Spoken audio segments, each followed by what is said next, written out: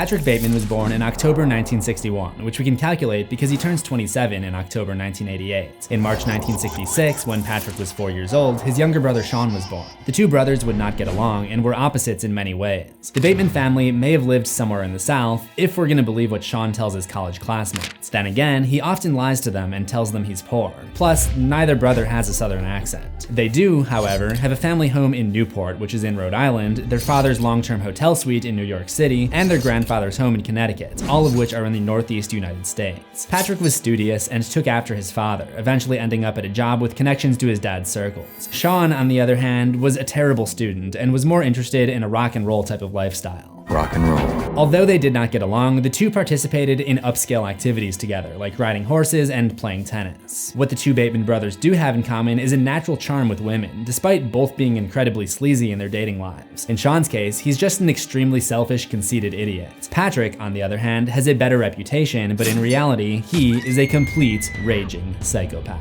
There are many elements that make up Patrick Bateman's psychopathy, so many, in fact, that you could not fit them all on one tape. So I've collected each of them and put them together to paint the true picture of his character. If you want to hear about Patrick's life before and after American Psycho, the answer to important questions like were his killings real or imagined, and which parts of Patrick Bateman were inspired from real life, then stick around to the end of this video.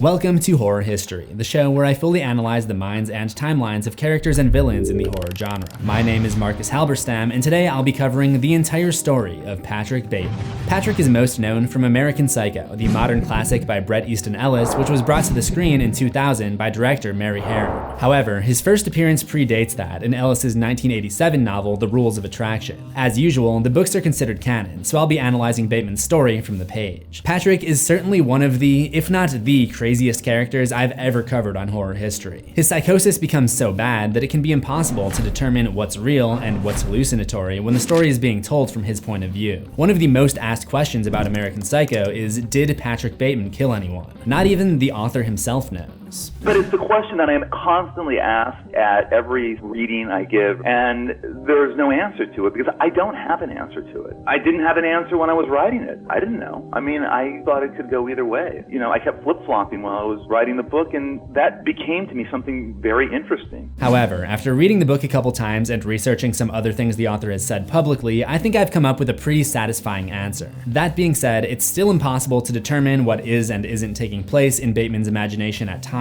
So as a general rule, just to make this video possible, I'll try to take Bateman's word unless he gives us a reason to doubt him, which you'll find is quite often. Part of my analysis in a typical episode of Horror History is figuring out the timeline of events. Exactly when did everything take place? While we have a pretty good idea for most of the story, Patrick seems to lose track of time towards the end, so at a certain point I'll have to use other means to determine the dates, rather than taking his word for it. But in order to get into the mysteries of his character, I'm going to hit rewind and go back to the formation of Patrick Bateman's insanity during his early teenage years.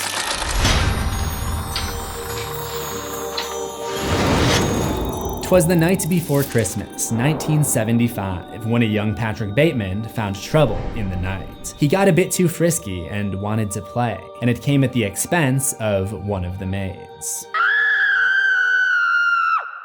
Patrick attended a school called Exeter, where he first met Christopher Armstrong, who would eventually work at his company in their adulthood. After this, he attended Harvard University in Cambridge, Massachusetts, eventually transferring into their business school. This seems to be about the time that his homicidal thoughts and possibly actions took root. Because nobody seems to know that he's a psychopath, it makes sense that this tendency would develop once he's out on his own, where he would presumably have some more privacy. The earliest mentioned kill he makes came during his junior year at Harvard, after a freshman girl told him that life is full of endless possibilities, and he was so exasperated that he decapitated her, hung her head on a tree, and chucked her body into the Charles River. Whether his kills are real or imaginary doesn't matter when discussing the motivation behind them. Bret Easton Ellis has written 7 novels, the first of which was called Less Than Zero, which is about the idea of passivity. Does the passive man in the culture, is he really the sane one because of the insane chaos that surrounds him? Or is he just as bad as the insane chaos around him because he doesn't act? Taken at face value, American Psycho seems to be the exact opposite, an insane, chaotic psychopath living in the dull banality of corporate Wall Street life. Ellis states that he initially wrote the novel based on feelings of loneliness and alienation that he was having at the time. He considers most of his work to be fiction, inspired by aspects of his actual life, and he interestingly cites American Psycho as his most autobiographical novel. I think it really became a book about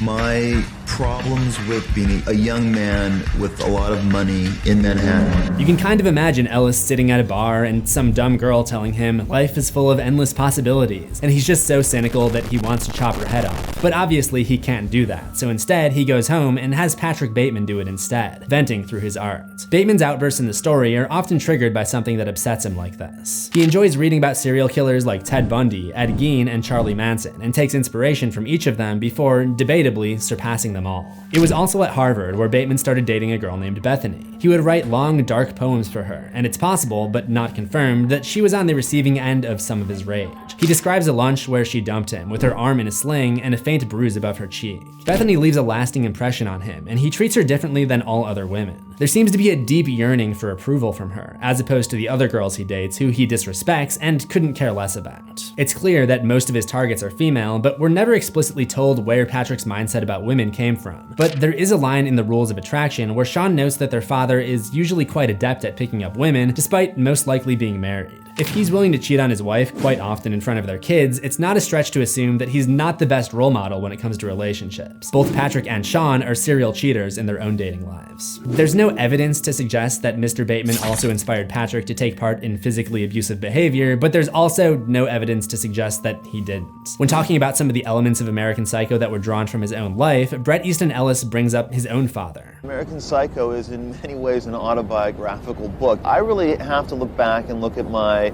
father in a lot of ways. His attitude towards women, which did border on the misogynistic, influenced and informed this book. And I think in a lot of ways, when I was writing about Patrick Bateman, it was really, a lot of it was about my dad. If Patrick did inherit some undesirable traits from his father, he may have also inherited unwanted traits from his mom. She seems to have some kind of severe mental illness as well, though we never get any good details on it. Other than being a psycho, or psychopath as the title suggests, there are plenty of other disorders that seem to fit his behavior, like antisocial personality disorder, narcissistic personality disorder, borderline personality disorder, and probably others. I'm not going to go through them all. It's more efficient if I just talk about the symptoms. In adulthood, Patrick works at the investment banking firm Pierce & Pierce in New York City and lives in a luxury apartment on the Upper West Side of Manhattan. He probably got this job due to his upper-class education and his father's influence in the industry. However, he clearly didn't want to work too closely with his dad, otherwise he might have just worked for him directly. Patrick is also very particular about his appearance and has a detailed grooming routine, in addition to a rigorous workout schedule. At some point, he had a personal trainer, but when the trainer started to come on to him, he fired him and started developing his own exercise program.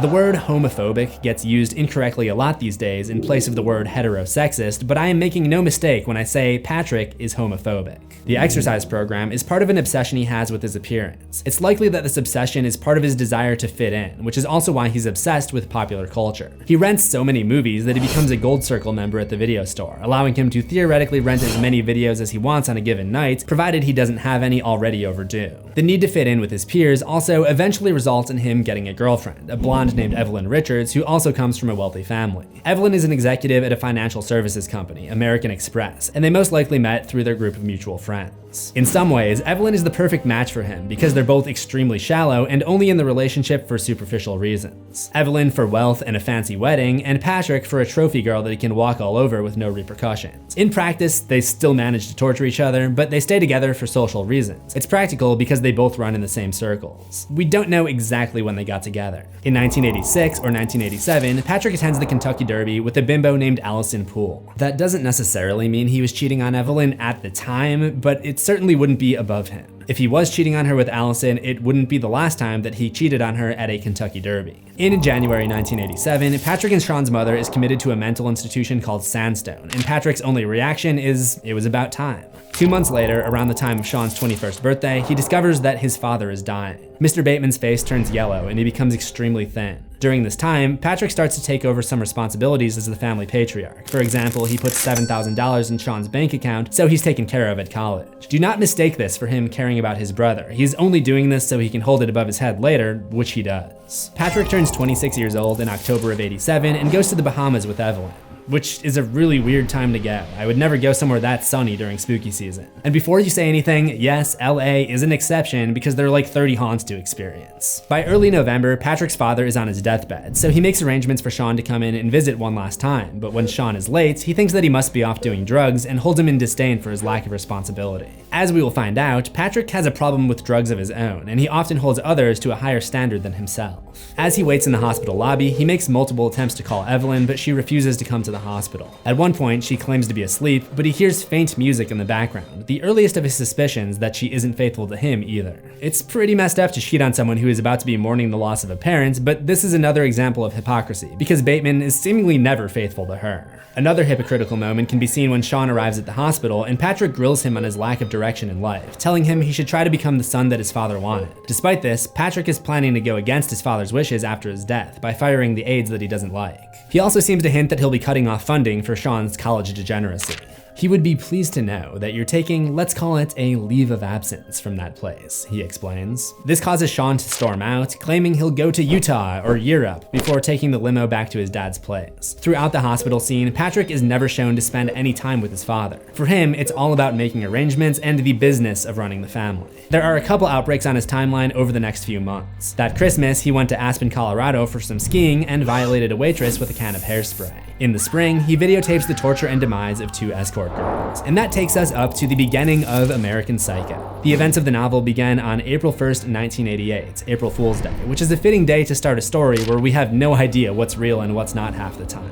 Bateman is spending the day with his coworker Timothy Price by having lunch, playing squash, and getting drinks at Harry's, where Price continually rants about the Fisher account that Paul Owen is handling. Something about this day spent with Price seems to leave a big impression on Bateman, and from this point on, he almost seems to model himself after Price. For one, he becomes obsessed with the Fisher account. During a cab ride, Price complains about not making enough money at Pierce & Pierce, as well as all the issues plaguing their city, primarily the beggars. For these wealthy Wall Street investment bankers, the world revolves around social status, which is basically dictated by money. The homeless have no money, so they're at the bottom of the totem pole. Bateman and Price look down on them as a result. I mean, the man's last name is Price. It's almost too on the nose. And speaking of name etymology, Patrick's girlfriend is named Evelyn Richards, and she's rich. Patrick himself, the star of American Psycho, has the last name Bateman, which sounds very similar to Bates, as in Norman Bates, the main bad from Alfred Hitchcock's Psycho. There's even a little reference in the book when one of Bateman's colleagues goes to Phoenix. Phoenix. Janet Leigh was from Phoenix. I stall, then continue. She got stabbed in the shower. Disappointing scene. I pause. Blood looked fake. But as Bateman and Price are riding in the cab, there's a newspaper story about 2 people who disappeared on a yacht party hosted by a New York socialite, where blood residue and smashed champagne glasses are found. Foul play is suspected, but it's not clear if Bateman is responsible. In truth, I'd like to talk about all of his attacks in this video, but many of them are mentioned in passing as if they are a minor detail, leading me to feel like he doesn't even mention most of them to the reader. Upon getting out of the taxi, they tease a beggar by mockingly offering the cab up to him and asking if he takes American Express credit cards. Patrick and his associates constantly bait the homeless like this every time they see one. At the very least, it's a cruel prank, and at the worst, it's a sign of the mercilessness they have towards those they see as lower than them. In Patrick's case, this translates to a brutal lack of empathy for victims of all types. Price can be heard grumbling about how he forgot to turn the tapes he rented last night to Video Haven, and if you've seen anything related to American Psycho, you know that returning videotapes becomes a major aspect of Patrick's personality. Either he's taking after Price, or the two are being portrayed as interchangeable, once again highlighting the dull banality of the upper class. They're headed to Evelyn's house for dinner, where we see what I think is one of the most psychopathic traits Bateman has. He encyclopedically identifies what type of clothing every single character wears and what brand each piece of clothing is from each time we see them for the entire novel. This is perhaps the earliest example of Bateman's fervent obsession with material things. If I had to describe Patrick Bateman in just a few words, it would be a man driven to psychopathy in his pursuit of materialism. At the end of the day, he's really just an exaggerated product of his time. Here in this channel, we've already talked about many horror properties in the 1980s that are driven by the rabid consumer culture. Halloween 3 is about a sinister salesman who uses advertising and product frenzy to brainwash and kill children. Stranger Things 3, which has not yet released a videotape like the first 2 seasons, uses a shopping mall as a cover for a secret terrorist base. The original Child's Play even presents subtextual themes of the harmful nature of product and toy mania during the holiday season. American Psycho takes a slightly different approach by making the consumer the villain rather than the victim. In short, the main reason for the boost in product sales, commercials, and the commodification of material goods in the 1980s was the booming economy, and in the United States, reduced taxes and government regulations. Encyclopedia.com has a page on 1980s commerce that offers the perfect explanation for Patrick Bateman's behavior. For the average American, the booming economy of the 1980s meant a rise in disposable income, the money that people have to spend on items that they do not need but want. Many Americans engage in conspicuous consumption, purchasing luxury goods to show others that they're doing well. In American Psycho, we see Patrick Bateman become so obsessed with conspicuous consumption that it basically dictates every decision he ever makes. In the novel, we see that he is essentially brainwashed to notice how decadent the clothing others are wearing is above anything else. I do not exaggerate when I say probably 25% of the book is just Bateman describing clothing and other luxury items. This is his primary barometer in judging people. They arrive at Evelyn's and they're greeted by her friend Courtney, who flirts with Patrick. The plan is to have a sushi night in, which annoys the men because they won't be able to show off their wealth by dining out in a fancy restaurant. Eating in will not increase their social status and won't give Patrick the rush of dopamine he gets from flashing his platinum American Express card at a busy restaurant. They're also joined by 2 of Evelyn's artist friends, who are basically metalheads, and Bateman looks down on them, thinking the male friend would probably be unable to secure a table at Camel's, which I'm assuming is a restaurant or club in New York. Getting reservations and getting into high-profile events provides Patrick with a similar rush of dopamine. Due to my career as a content creator, the feeling associated with getting into VIP events is one of the few aspects of the character that I can relate to, the difference being that I don't have the social battery to go out all the time. However, I know that these people exist because I do see them whenever I go to creator events. There are certain people who seem to be at every one. You know who you are. During the dinner at Evelyn's, Patrick goes on a manifesto speech about the problems currently facing their society. Well, we have to end apartheid for one, and slow down the nuclear arms race, stop terrorism, and world hunger. However, many of the concerns he lists are completely hypocritical, and his actions actively say otherwise. He's extremely classist, so he doesn't care about apartheid. He even later admits that he has a pro-apartheid stance. He claims we need to care for the elderly, yet his mother suffers in some kind of elderly care facility or mental hospital, and he rarely visits her. Despite claiming we need to stop crime and drugs on our streets, he commits crimes and buys illegal drugs as a hobby. He advocates for training and jobs for the unemployed and sheltering the homeless, then spends the entire book torturing the homeless for not having a job. He raves about freedom of choice in terms of abortion, but later forces a woman he's seeing to get an abortion. He says, we have to curb graphic sex and violence on TV, in movies, and in popular music. And most ironically, we have to promote general social concern, and less materialism. Everything he's saying just consists of talking points that he's probably heard or read somewhere, which he doesn't believe in whatsoever, but he wants to use to gain favor with his colleagues. His never-ending quest to increase his social status extends beyond just flashing his money. His entire social life revolves around fitting in. Because I want to fit in. Courtney and the 2 artist types leave, so Evelyn, Price, and Bateman continue to chat over some drinks, where Bateman notices his vodka cranberry looking like a glass of watery blood, the very earliest and most subdued of his violent thoughts and fantasies, which we'll get into more later in his story. Price and Evelyn openly flirt in front of him, leading him to conclude that they're having an affair. He thinks Price is the most interesting man he knows, yet their conversations only revolve around the discussion of superficial things. In the hierarchy of Wall Street investment guys, Price is considered more valuable than him, leading him to believe that Evelyn would prefer Price. Eventually, Price leaves, and after 15 minutes of trying to coerce his girlfriend to go to bed with him, Bateman gives up and goes home to take care of himself. 5 weeks after this, on May 7th, 1988, he joined Evelyn and her parents in a trip back to the Kentucky Derby, where he cheated on her again and won a lot of money off a horse called Indecent Exposure. We next check in on him later that month, as he does his morning stretches and goes through his unbelievably detailed grooming routine, showing the true extent of his obsession with his appearance and, more importantly, the money that goes into upholding his perfect image. Bateman also has a bizarre fixation with the daytime television program The Patty Winters Show.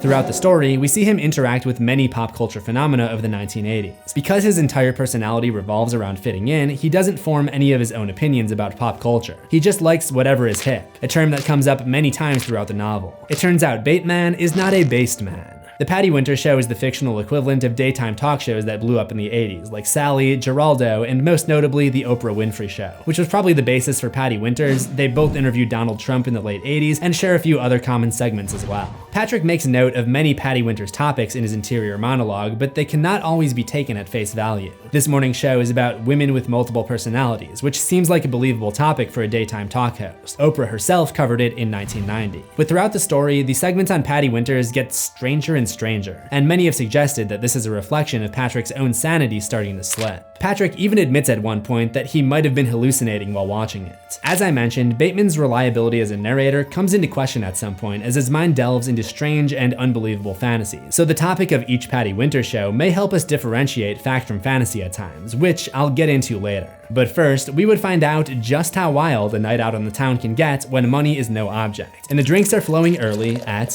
Harry's.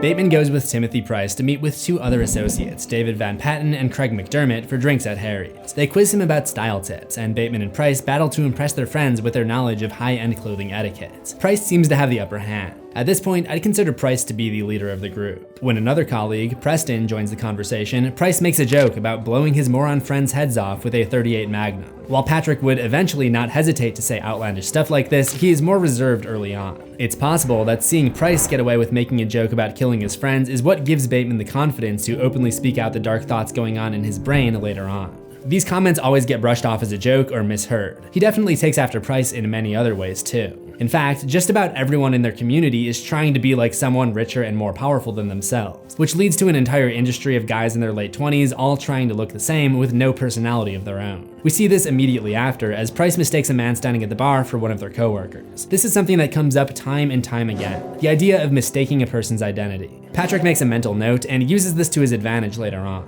The constant misidentification among colleagues satirizes the society of Yuppies, or young urban professionals, a term that arose in the early 80s to describe the growing culture of young adults with high-paying jobs and fashionable lifestyles.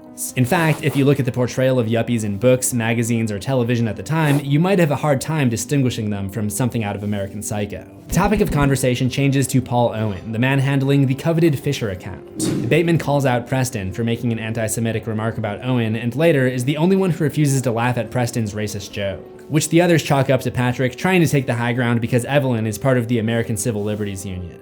Oh, I forgot. Bateman's dating someone from the ACLU. After ditching Preston, they get into a cab and go to dinner, only then realizing nobody has made a reservation anywhere, and Patrick describes his feeling of panic when this happens. While most would not consider this a big deal, Bateman doesn't want to be seen in public with no dinner reservation, because that doesn't align with his high-powered image. They make reservations at Pastel's, and when they show up a few minutes later, they're able to be seated immediately because McDermott knows the maitre d'. Bateman is envious of this, because that's the end goal for him, using his power, money, and connections to get whatever he wants in life and further boost his image. The table even gets a free round of Bellinis from the maitre d', but Price has them sent away to re-establish his dominance over the group. They're approached by yet another fellow banker named Scott Montgomery, but Montgomery's status by far outweighs their own, and the group ogles over how much money he's worth and how attractive his date is after he walks away. In their eyes, these things go hand in hand. Everything, including women, is a status symbol. Bateman tries to take back some of the attention by showing off his new business card. In the book, the business card scene takes place with them still in the restaurant, Pastel's. But in the movie, it happens in their office, so I'm just gonna show that. Use your imagination.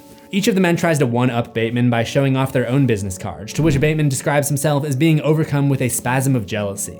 I can't believe that Bryce prefers Van Patten's card to mine. To a normal person, they all look the same. However, they're all chasing yuppie trends, just like how their clothing and haircuts make them look indistinguishable from one another. To them, in a world where everyone in their circles is rich, everyone is good looking, and everyone has everything in terms of material goods, these subtle differences are a huge deal, another status symbol to quarrel over. We see it affect Patrick seemingly more than anyone else. His entire self-worth is shattered by not having the best card, leaving him unexpectedly depressed, and causing him to have a huge angry outburst at McDermott, where he explains why the red snapper pizza isn't good at this restaurant.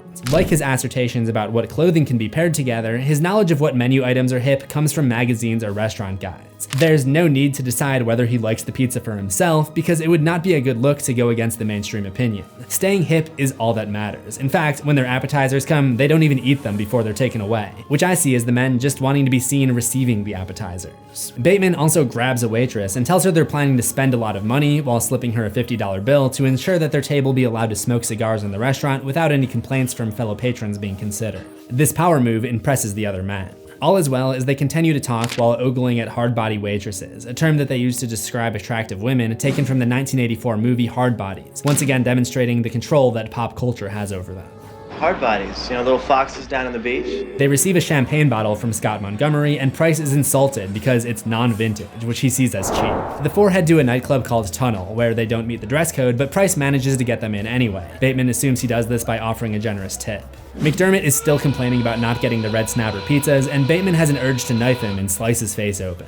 But Price sends McDermott and Van Patten away with the 2 VIP basement passes he received, allowing him to take Bateman to buy some cocaine. And Price knows all the right people to talk to. Keep in mind that while the characters value drugs, I am in no way promoting or glorifying them. I am simply discussing what happened in a documentary context so that I can better explain the role that they play in the character's downfall. After doing coke in the bathroom, they're disappointed with the strength of the drug and the amount they received, demonstrating that this is a very regular thing for them, and alluding to the addiction problems that Bateman would eventually face, not just with drugs, but with everything that gives him pleasure, from dining out to adult films to hacking up and slashing hardbodies. He goes back to the bar to get them more drinks and is told that the drink tickets that they received had expired and it would be a cash bar for the rest of the night. $25. Fucking ugly bitch. I want to stab you to death and then play around with your blood. This is the first time that Patrick's homicidal thoughts slip out, but his voice is drowned out by the music, so he faces no consequences. However, the more he does this, the more careless he becomes, so we'll come back to it. Price, who has been agitated the entire night, tells Bateman that he's leaving, which Bateman, perhaps because of the drugs, doesn't understand. No, Bateman, I'm serious, you dumb son of a bitch. Leaving. Disappearing. And disappear he does. Price stands up on a railing with a champagne glass and then says, "Goodbye, fuckheads," before running away into the train tunnel, after which the club is themed. We don't see Price again for almost 3 years after this, which coincides with Bateman spending the next 3 years in a downward spiral. The next morning, Patrick arrives at work and has an encounter in the elevator where he's confused for someone named Marcus. When he arrives, he tells his secretary Jean that he came late due to an aerobics class, which is most likely a lie that he devises to hide the hangover he probably had from the previous night. He's aware that Jean is in love with him, and he thinks he'll probably end up marrying her. He is correct, but we'll talk more about that after the events of American Psycho. Jean updates him on the day's meetings, which he tells her to cancel. Just say no. He instead has her make lunch and dinner reservations for him, causing her to ask if the dinner is something romantic. He tells her no and just says he'll make them himself. The truth is that he's taking his mistress, Courtney, out for a date that evening. He may be shy about this because he actually likes Jean, and when she follows his orders, he even mentions how he's touched and flattered by her almost total devotion to him. There's never a point where he thinks of Evelyn in such a positive light. Despite this, he scolds Jean for the way that she's dressed and gives her specific instructions to wear a dress or skirts with high heels, simply because he likes them, and probably because he feels the need to control her in some way and knows that she'll comply. He spends his time at the office doing everything but working, rearranging the decor, listening to music, reading Sports Illustrated, and watching TV. The question of how Patrick still has a job if he never works is never explicitly detailed, but at one point, the fact that his family owns some kind of large company is brought up, which I took as his father's company having a good relationship with the company that he works at, essentially meaning that his job is safe. Although he has the means to quit working altogether, he continues to work in order to fit in. I don't think there's one scene in the book where we actually see a character getting work done. Apparently, this wasn't originally supposed to be the case when Ellis set out to write the book. When I started working on American Psycho, I was actually very interested in Wall Street. And I really wasn't interested in the business aspect of it. And so when I started doing research on the book, I hung out with guys who worked in firms and on the stock exchange and stuff. I would ask them questions about their jobs. No one really wanted to talk about their jobs. They wanted to talk about clothing, their house in the Hamptons, who could get a better table at which restaurant. It was really about status. And that's when the book began to shift for me and began to take shape. As I alluded to before, Bateman is an unreliable narrator. It isn't always clear how much time passes in between his stories or what goes on in between. It seems to be a different day when he talks about his health club visit, his trip to the video store to re-rent Body Double because he's turned on by the scene of the woman getting killed by the power drill, and his next date with Courtney. Then, I believe it's a different day when he gets a shiatsu massage and stops at a newsstand where the vendor alerts him that his nose is bleeding. Patrick doesn't make a big deal out of it, but I would speculate that the nosebleed is a symptom of his increased cocaine usage. The first time we see him do it, it seems like he's just trying to fit in with Price, but we would soon see him seeking it out on his own. The idea is furthered later that day when Bateman meets actor Tom Cruise in the elevator at his building, and Tom alerts him to another nosebleed, which he casually tries to rectify with a handkerchief. During the elevator ride, Bateman sucks up to Tom, telling him how much he's a fan of his work. Tom acts like he doesn't really want to talk to Bateman, treating him with 2 or 3 word answers, not too different from the way that Bateman treats the coworkers that he doesn't really respect. He returns home to find messages on his answering machine from that evening's dinner date, Patricia, who wants to change the plans and take Patrick to a concert instead. He is vehemently against this and claims that he doesn't like live music. This has always struck me as strange, because he does like recorded music. The Huey Lewis scene is easily the most famous scene in the movie, and there are no less than 3 chapters in the book completely dedicated to just Patrick reviewing music. After pondering this for a while, I don't think there's an obvious reason that he feels differently about live music. Perhaps he doesn't like the improvisational nature of it, and not knowing what to expect gives him a sense of not having control. Perhaps being a Wall Street banker, he doesn't have connections in the music industry as he does in others, and if he can't get special VIP treatment, he doesn't want to be seen in the crowd with the commoners. Whatever the case may be, he uses manipulation tactics to get her to change her mind, such as suggesting that he'll find someone else to go to Dorsia with him. Dorsia is the hottest restaurant in the city, and even Bateman has so far been unable to get a reservation there. Upon hearing this magic word, Patricia changes her tune and agrees to dinner with him, so he tells her to be over at 8 p.m. After getting off the phone, he hurriedly calls Dorsia to see if he can get a table, but is unable to get anything but a busy signal for several minutes. This process gives him an adrenaline rush, which he refers to as the rarest of occurrences. We've only seen him experience this kind of emotion a couple times, comparing business cards and now trying to get a table at Dorsia. When it comes to committing crimes or talking to women, he's cool as a Manhattan's winter night. He even sends his bloody articles to a dry cleaner with no reservations about getting caught. But put him in a situation where his social status is on the line and watch the sweat beads begin to form.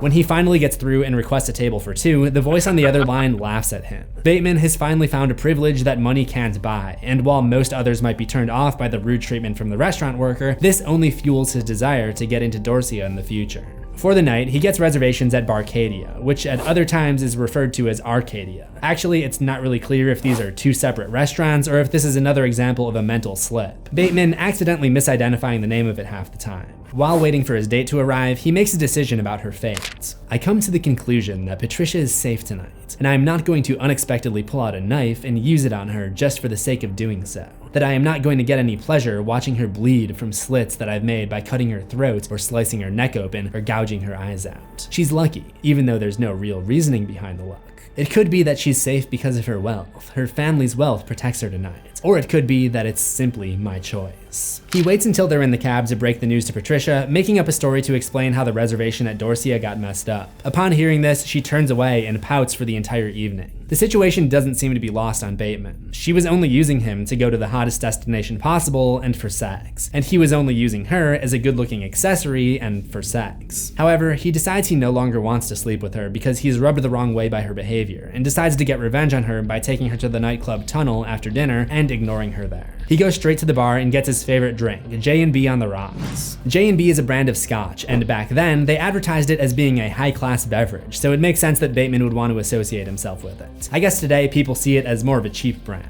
But at the bar, he realizes that the entire club is empty. We are, except for the occasional Hardbody, literally the only 2 people in Tunnel. New Sensation becomes The Devil Inside, and the music is full blast, but it feels less loud because there isn't a crowd reacting to it. And the dance floor looks vast when empty. These are the same 2 songs that played the first time we saw Bateman at this club, right before he and Price went to purchase the coke. This makes me wonder if the empty club is merely one of Bateman's hallucinations. In particular, the song The Devil Inside by In Excess brings to mind a later hallucination of his involving the devil, which we'll get to. The name of the band, In Excess, also feels significant because the pronunciation is a phonetic play on the words in excess. And pertaining to the point I've been driving home throughout this video, Bateman is a man pushed to psychopathy by living an excessive lifestyle. He attempts to mimic what Timothy Price would do by wandering off and finding Ricardo, the man that sold them the cocaine, in the basement. Ricardo is with a woman who compliments him on his wallet, and he tells her that he'd like to do unmentionable things to her and maybe cut her arms off, but again, the loud music seems to muffle his voice. But we can see that he's becoming more comfortable with the off-color remarks. Again, this takes after Price's behavior, but Bateman takes it too far. And I'm guessing he takes the cocaine usage too far as well, because this is where things really get weird. After getting them drinks, Patricia comes back and goes on a long-winded apology for her behavior earlier in the night. But Bateman basically tunes her out and starts thinking about expensive material things he wants in an almost robotic, methodical fashion. Patricia is never mentioned again, so it's unclear if he simply dumped her or changed his mind about her being safe for the evening. The next scene features Bateman taking bloody articles to the dry cleaners, so I'll let you be the judge. His usual dry cleaners had sent his stuff back last time, still bloodstained, so this time he goes in person to complain. He's unable to communicate with the Chinese-speaking woman who works there. In his frustration, he threatens to kill her, and it's unclear if she understands him. He daydreams about firebombing the whole place. I am not condoning such an action, this is just an educational character analysis documentary. When another customer walks in, he quickly tries to recompose himself, demonstrating that he's still attempting to keep up the appearance of a sane member of society. It turns out to be a woman from his building, Victoria. He mistakes her for a Samantha at first. The misidentification motif goes both ways, it seems. He asks her if she can try to talk to the screeching Chinese woman behind the counter, explaining that he got cranapple juice on his sheets and needs the stains removed. He doesn't seem concerned about his weak excuse for why his sheets are stained red. I think he's so cocky about his high place up in society that he genuinely doesn't believe that he could ever be suspected or caught, and society kind of proves him right. There are other similar moments in the movie, like the one where he's loading a body into the trunk of a cab and the only reaction he gets is, "Ooh, where did you get that overnight bag?" As he's leaving, Samantha tries to set up a date with him the following week, but he makes several excuses as to why he's busy, because she's a little overweight. That afternoon, Bateman's increasing frequency of hallucinations are confirmed when he mistakes a college student for a homeless girl and puts $1 into her coffee cup. Then, in the cab, he says he hallucinated the whole city into mountains, volcanoes, and jungles. He describes his lunch appointment as a permanent hallucination involving waking dreams. Although he never tries to diagnose what's going on with himself, this is almost certainly an example of cocaine-induced psychosis. This is the process of cocaine use altering chemicals in the brain, causing the subject to lose touch with reality, with symptoms such as seeing, hearing, or feeling things that are not there, and inappropriate behavior. The increasingly severe psychosis may be reflected in the next Patty Winters show topic, real-life Rambos, which Bateman sees in the morning before having drinks at Harry's with Todd Hamlin and George Reeves. Paul Owen stops by their table and confuses Bateman for another associate, Marcus Halberstam, whose job, fashion sense, and hairdo are all very similar to Patrick's, making it an understandable mistake. He gets Owen's card and the two plan to have drinks sometime. As Owen leaves, one of his friends looks back and seems to recognize Bateman with a panicked look, which in turn makes Bateman uneasy. One evening, Courtney invites Bateman out to dinner with another couple because her boyfriend, Lewis Carruthers, is out of town on business. Before going out, he has Jean study the menu and prepare 3 different possible orders for him. In the cab, he thinks he sees Donald Trump's car. Not only is this another example of mistaken identity, but it's also one of the many examples of Bateman idolizing Donald Trump. Keep in mind, this was the 1980s, and at the time, Trump was a young real estate developer who basically achieved celebrity status due to his life of wealth and excess. He was basically the ultimate yuppie, the very thing that Bateman aspired to be. Apparently, in his later years, Trump shifted gears to become some kind of politics guy. This is still a politics-free channel. I just felt it necessary to remind you that Bateman's idol at the time was known for different reasons, because this reference does come up again later. The restaurant that they go to is called Deck Chairs, which serves post-California cuisine, and the couple that they dine with are named Scott and Ann Smiley. Also, for the first time in a while, we're given a clue about the date, because Scott mentions that he just picked up the new Phil Collins album, and the song Groovy Kind of Love sounds really good. Groovy Kind of Love is on Phil Collins' Buster soundtrack, which came out September 19th, 1988. And Bateman does mention that it's a Monday, so the date is Monday, September 19th, 1988. Scott and Ann are both graduates of Camden University. Camden is the setting of Bret Easton Ellis' previous novel, The Rules of Attraction, and if you've read that novel, this scene probably felt very familiar. It contained a scene where Patrick's brother Sean and his girlfriend Lauren go out for post-California cuisine with the very same couple, Ann and Scott. The entire interaction is exactly the same. It starts with Ann deciding not to drink alcohol, then a Bateman brother talks with Scott about his new CD player, then Scott talks about how he just bought a new Phil Collins CD. These similarities are far too specific to be considered a coincidence, and given Patrick's psychosis, I have to believe that this whole evening is marred in hallucination. It seems that Sean told him his story at some point about his awkward double date with the Smileys, and Patrick, during a wild and powdery evening with Courtney, somehow convinced his overly medicated brain that this was his own experience. His tendency to mix stories he has heard into his own narrative is an important clue for helping us decipher future events. We've already seen him start to struggle with distinguishing reality, like during this dinner when he tells Ann, "Did anyone ever tell you that you look exactly like Garfield but run over and skinned and then someone threw an ugly Ferragamo sweater over you before they rushed you to the vet?" Which is definitely going to become my new rejection line. Just kidding. But this line does show that Patrick has definitely stopped differentiating between things that actually happened and things that he only fantasized about. We can see that much by the fact that Anne doesn't react to his rude comment. Meanwhile, Courtney is nearly falling asleep at the table due to some drugs that she's taken, and Bateman is not enjoying the evening at all. He thinks to himself that no female intimacy is worth sitting through this dinner, and his mind begins to wander to chopping up Anne and Scott, the videotapes he forgot to return, and the adult video that he watched recently, which he can't get his mind off of. Like the drugs he's been taking, the adult content is starting to become an addiction, which we can see by the fact that he starts thinking about it at inappropriate times. At some point, Courtney disappears to use the bathroom, and Patrick finds her asleep in the coat check room 30 minutes later. This is where the best move is to make sure she gets home safely and let her beg for your forgiveness the next day. But that's not what happens, because Bateman is becoming more depraved and more deviant by the day. During their encounter later that night, he hears her say, "Lewis is a despicable twit," but this was partially just his imagination. She actually says, "Is it a receptacle tip?" I think she meant, "Is it a reservoir tip?" But as we know, Courtney isn't the smartest. They get into a huge argument about the method of contraception, something Courtney is concerned about only because it affects how she looks in a bikini, and she starts crying. Patrick and Courtney's ability to be intimate with each other would soon be cut short. Lewis Carruthers was coming home from Phoenix.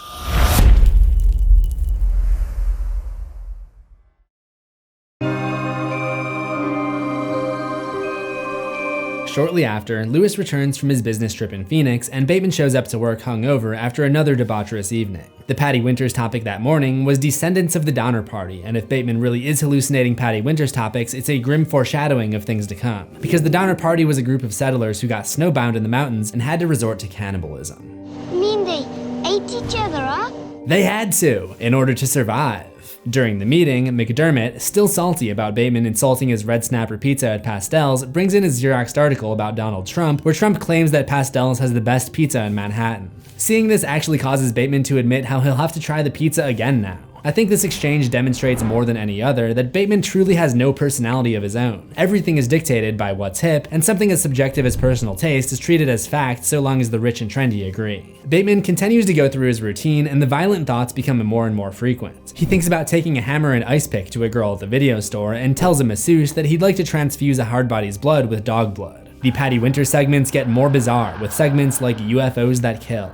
He also spends some time with Marcus Halberstam's girlfriend. Perhaps he's trying to learn more about Marcus in order to better emulate him. His next supposed victims are two black kids he saw in the subway station, and he also takes credit for killing Evelyn's neighbor, whose head he sawed off with an electric mini chainsaw before storing it in his freezer. This one is more likely to be real, because Evelyn calls one night and admits she's shaken up by it, and her building is surrounded by police. One afternoon, Patrick does some early Christmas shopping for himself, and everything he buys is some form of blade, a pair of scissors, a letter opener, and a cheese knife. While there's probably no limit to how early a psychopath does their early Christmas shopping for themselves, I'm gonna call this late November. That evening, he has a date planned with Courtney when his actual girlfriend Evelyn calls, still shaken by her neighbor's death, and demands to have dinner with him. During their meal at Barcadia, he fantasizes about seeing Evelyn with another woman. He doesn't bother to cancel with Courtney. The rumors about their affair have put a strain on Courtney and Evelyn's relationship, but Bateman doesn't care. The conversation meanders from rumors about where Tim Price has been to Evelyn mistaking another diner for Ivana Trump, which only infuriates Patrick. Evelyn starts gushing about weddings, claiming she won't settle for less than a diamond engagement ring, and Patrick says he'd want to blow her fat mother's head off at the ceremony. Obviously, he didn't really say that out loud because, again, there's no reaction. As the conversation continues, it seems that they are not connecting at all. Either Patrick is lying about all of his lines, or Evelyn isn't listening to a word he says. In reality, I imagine it's a little bit of both. On a Tuesday, Patrick is attending a black tie party. An exclusive and luxurious event like this seems like something that early Bateman would be very interested in, but he appears to have grown bored with this kind of thing and spends the whole party looking for drugs. Even running into Courtney doesn't seem to spark his interest as much, and he blows her off by telling her he has to go return some videotapes as she tries to warn him to stay away from Lewis, who apparently suspects something between the two. He ends up walking the streets where he starts a conversation with a bum named Al. Bateman gets his attention by offering money and food, but then just ends up scolding him. Why don't you get a job? If you're so hungry, why don't you get a job? I lost my job. Why? You drinking? Is that why you lost it? Insider trading? Just joking.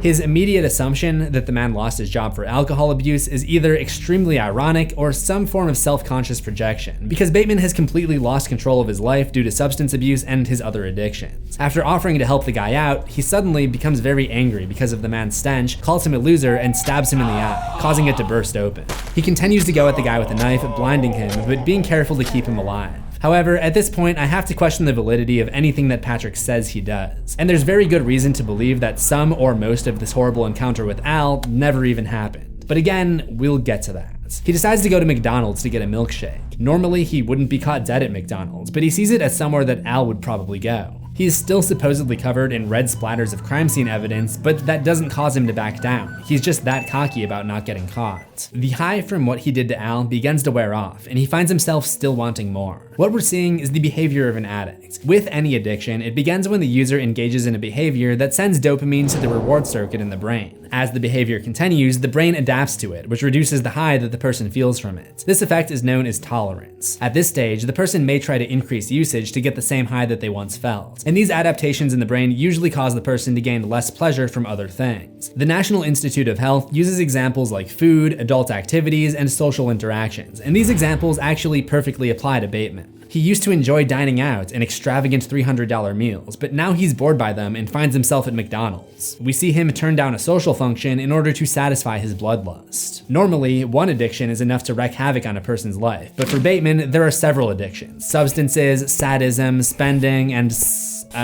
adult activities, just to name a few. And by the way, the only reason Bateman is getting a dopamine rush from hurting people is because there is something seriously wrong with his brain. So, don't try it. It will not make you feel good. If you want to feel a nice charge, try going to the gym or subscribing to CZsWorld and leaving a like on this video. Now, I mentioned how a person may increase their usage to try to overcome desensitization, and in Bateman's case, he's able to do this by combining his addictions for a longer dopamine hit.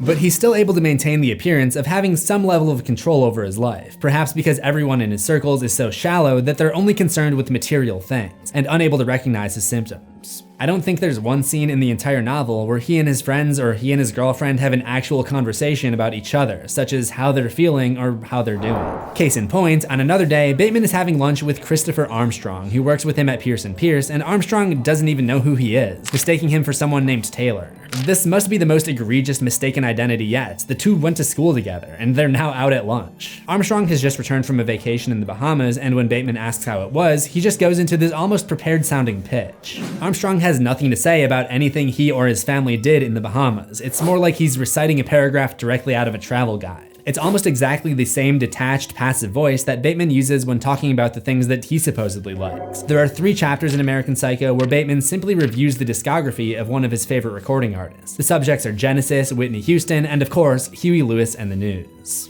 When sports came out in '83, I think they really came into their own, commercially and artistically.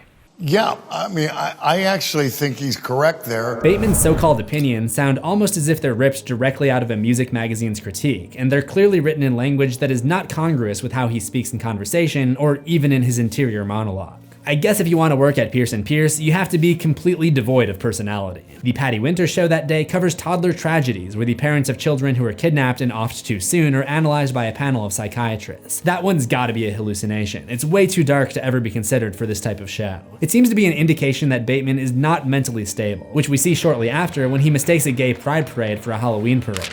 On the way to Wall Street this morning, due to gridlock, I had to get out of the company car and was walking down 5th Avenue to find a subway station when I passed what I thought was a Halloween parade, which was disorienting since I was fairly sure this was May. Since I've been keeping track of the dates, I can tell you it most certainly is not May. As we've established, it's definitely past September at this point and possibly into December. Since when is anybody only fairly sure of what month it is? I might be fairly sure of the day of week sometimes, but I've never been unsure where we are in the year. That's ridiculous. I think this is another example of Bateman's psychosis, the losing track of time that I alluded to earlier. He's losing his grip on reality, and this makes him an increasingly unreliable narrator. Sure, you could just as well argue that any of the previous mentions of the date are just as likely to be mental slips, but I believe that this is the mental slip, because as time goes on, he's getting more and more detached from reality. Plus, there is a Christmas party a few chapters later.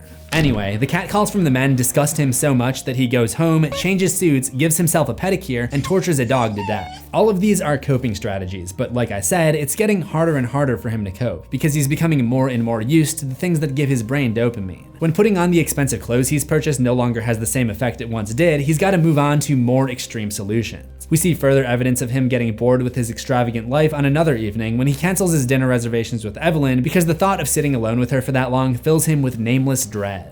He seems to be in almost a depressive state, but that changes when he's invited to a U2 concert by Lewis Carruthers. Under normal circumstances, since he's not a fan of Lewis and not a fan of live music, he would probably just say no. However, I think he agrees to go because Lewis is also bringing Paul Owen, who of course is handling the Fisher account, and that's something that interests him. There are probably only a few things that keep Bateman going at this point in the story, the things that money is not able to buy him. The prestigious Fisher account and the equally distinguished reservation at Dorsia. During the outing, Owen continues to mistake Bateman for Marcus Halberstam, and he even thinks that Evelyn is Marcus's girlfriend Cecilia. Evelyn doesn't notice because she's too busy glaring at Courtney, who she is suspicious of having an affair with Patrick. Patrick seems to be keeping up this identity ruse for a reason, and sure enough, he would use the mix-up to his advantage later. Despite having front row seats, nobody is interested in the concert. That is, until Bateman sees the backdrop turn red, giving him a huge surge of feeling. He thinks he's receiving a message directly from the frontman, Bono. The music slows down, and the rest of the audience and band members fade away. Bono tells him, "I am the devil, and I am just like you." As you may recall, this is probably not the first time one of these bizarre hallucinations makes reference to the devil. At this point, I think we can confidently say that Bateman is psycho. American Psycho. There's also another interesting parallel to the rules of attraction here, because at one point, Sean Bateman also sees the devil while he's tripping. After this, Patrick comes back down to reality and decides it's finally time to ask Paul about that Fisher account. If you think about it, it's funny that he wants the Fisher account so badly, yet he never actually works. It's just another status symbol, like everything in his life. Owen explains that he didn't even do anything special to get it, it just kind of fell into his lap. The next time we see Bateman, he's in the throes of a major anxiety attack, one Thursday afternoon.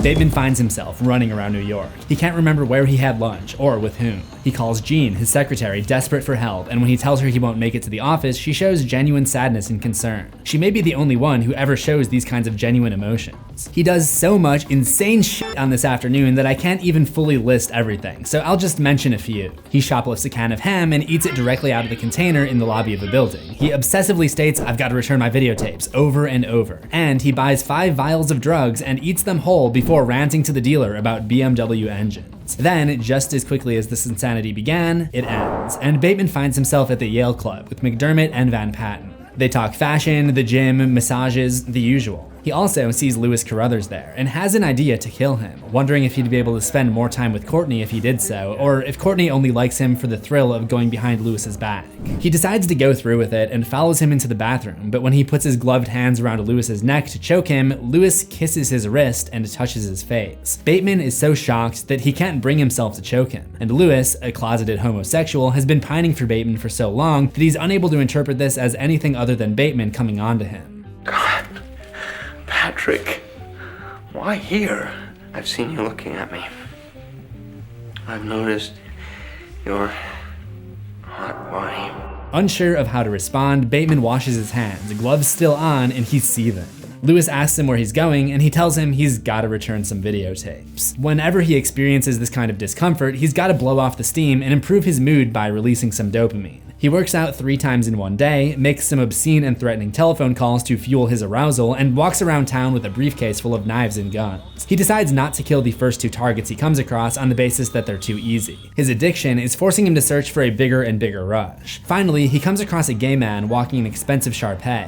The man flirts with Patrick, who exchanges pleasantries until he randomly slices the dog's stomach open and disembowels him. He also stabs the owner and shoots him with a silencer to make sure he's really dead. I'm a little skeptical that this really happened, given that this takes place openly in the streets of Manhattan. This is still not enough to satiate him, however, so he goes to the store and buys some cereal with an expired coupon, which apparently gives him a thrill. His crimes are becoming more and more bizarre. He ends this rampage by running up and down Broadway with an open umbrella, screaming like a banshee. I wish they would have put that in the movie. On some other evening, his craving for all things degenerate reaches an all-time high. After a dinner with Courtney that he refers to as infuriating, he drops her off at Nell's nightclub and tells her he'll return once he goes and gets some drugs. This does not end up being the case. He has his limo driver take him to the meatpacking district so he can look for a blonde girl who seems suitable and bribes her to come back to his place. By the way, he seems to have no problem with his limo driver bearing witness to his illegal activities, and this is never addressed. Perhaps he's been given a generous tip to keep his mouth shut, or maybe none of this even happened.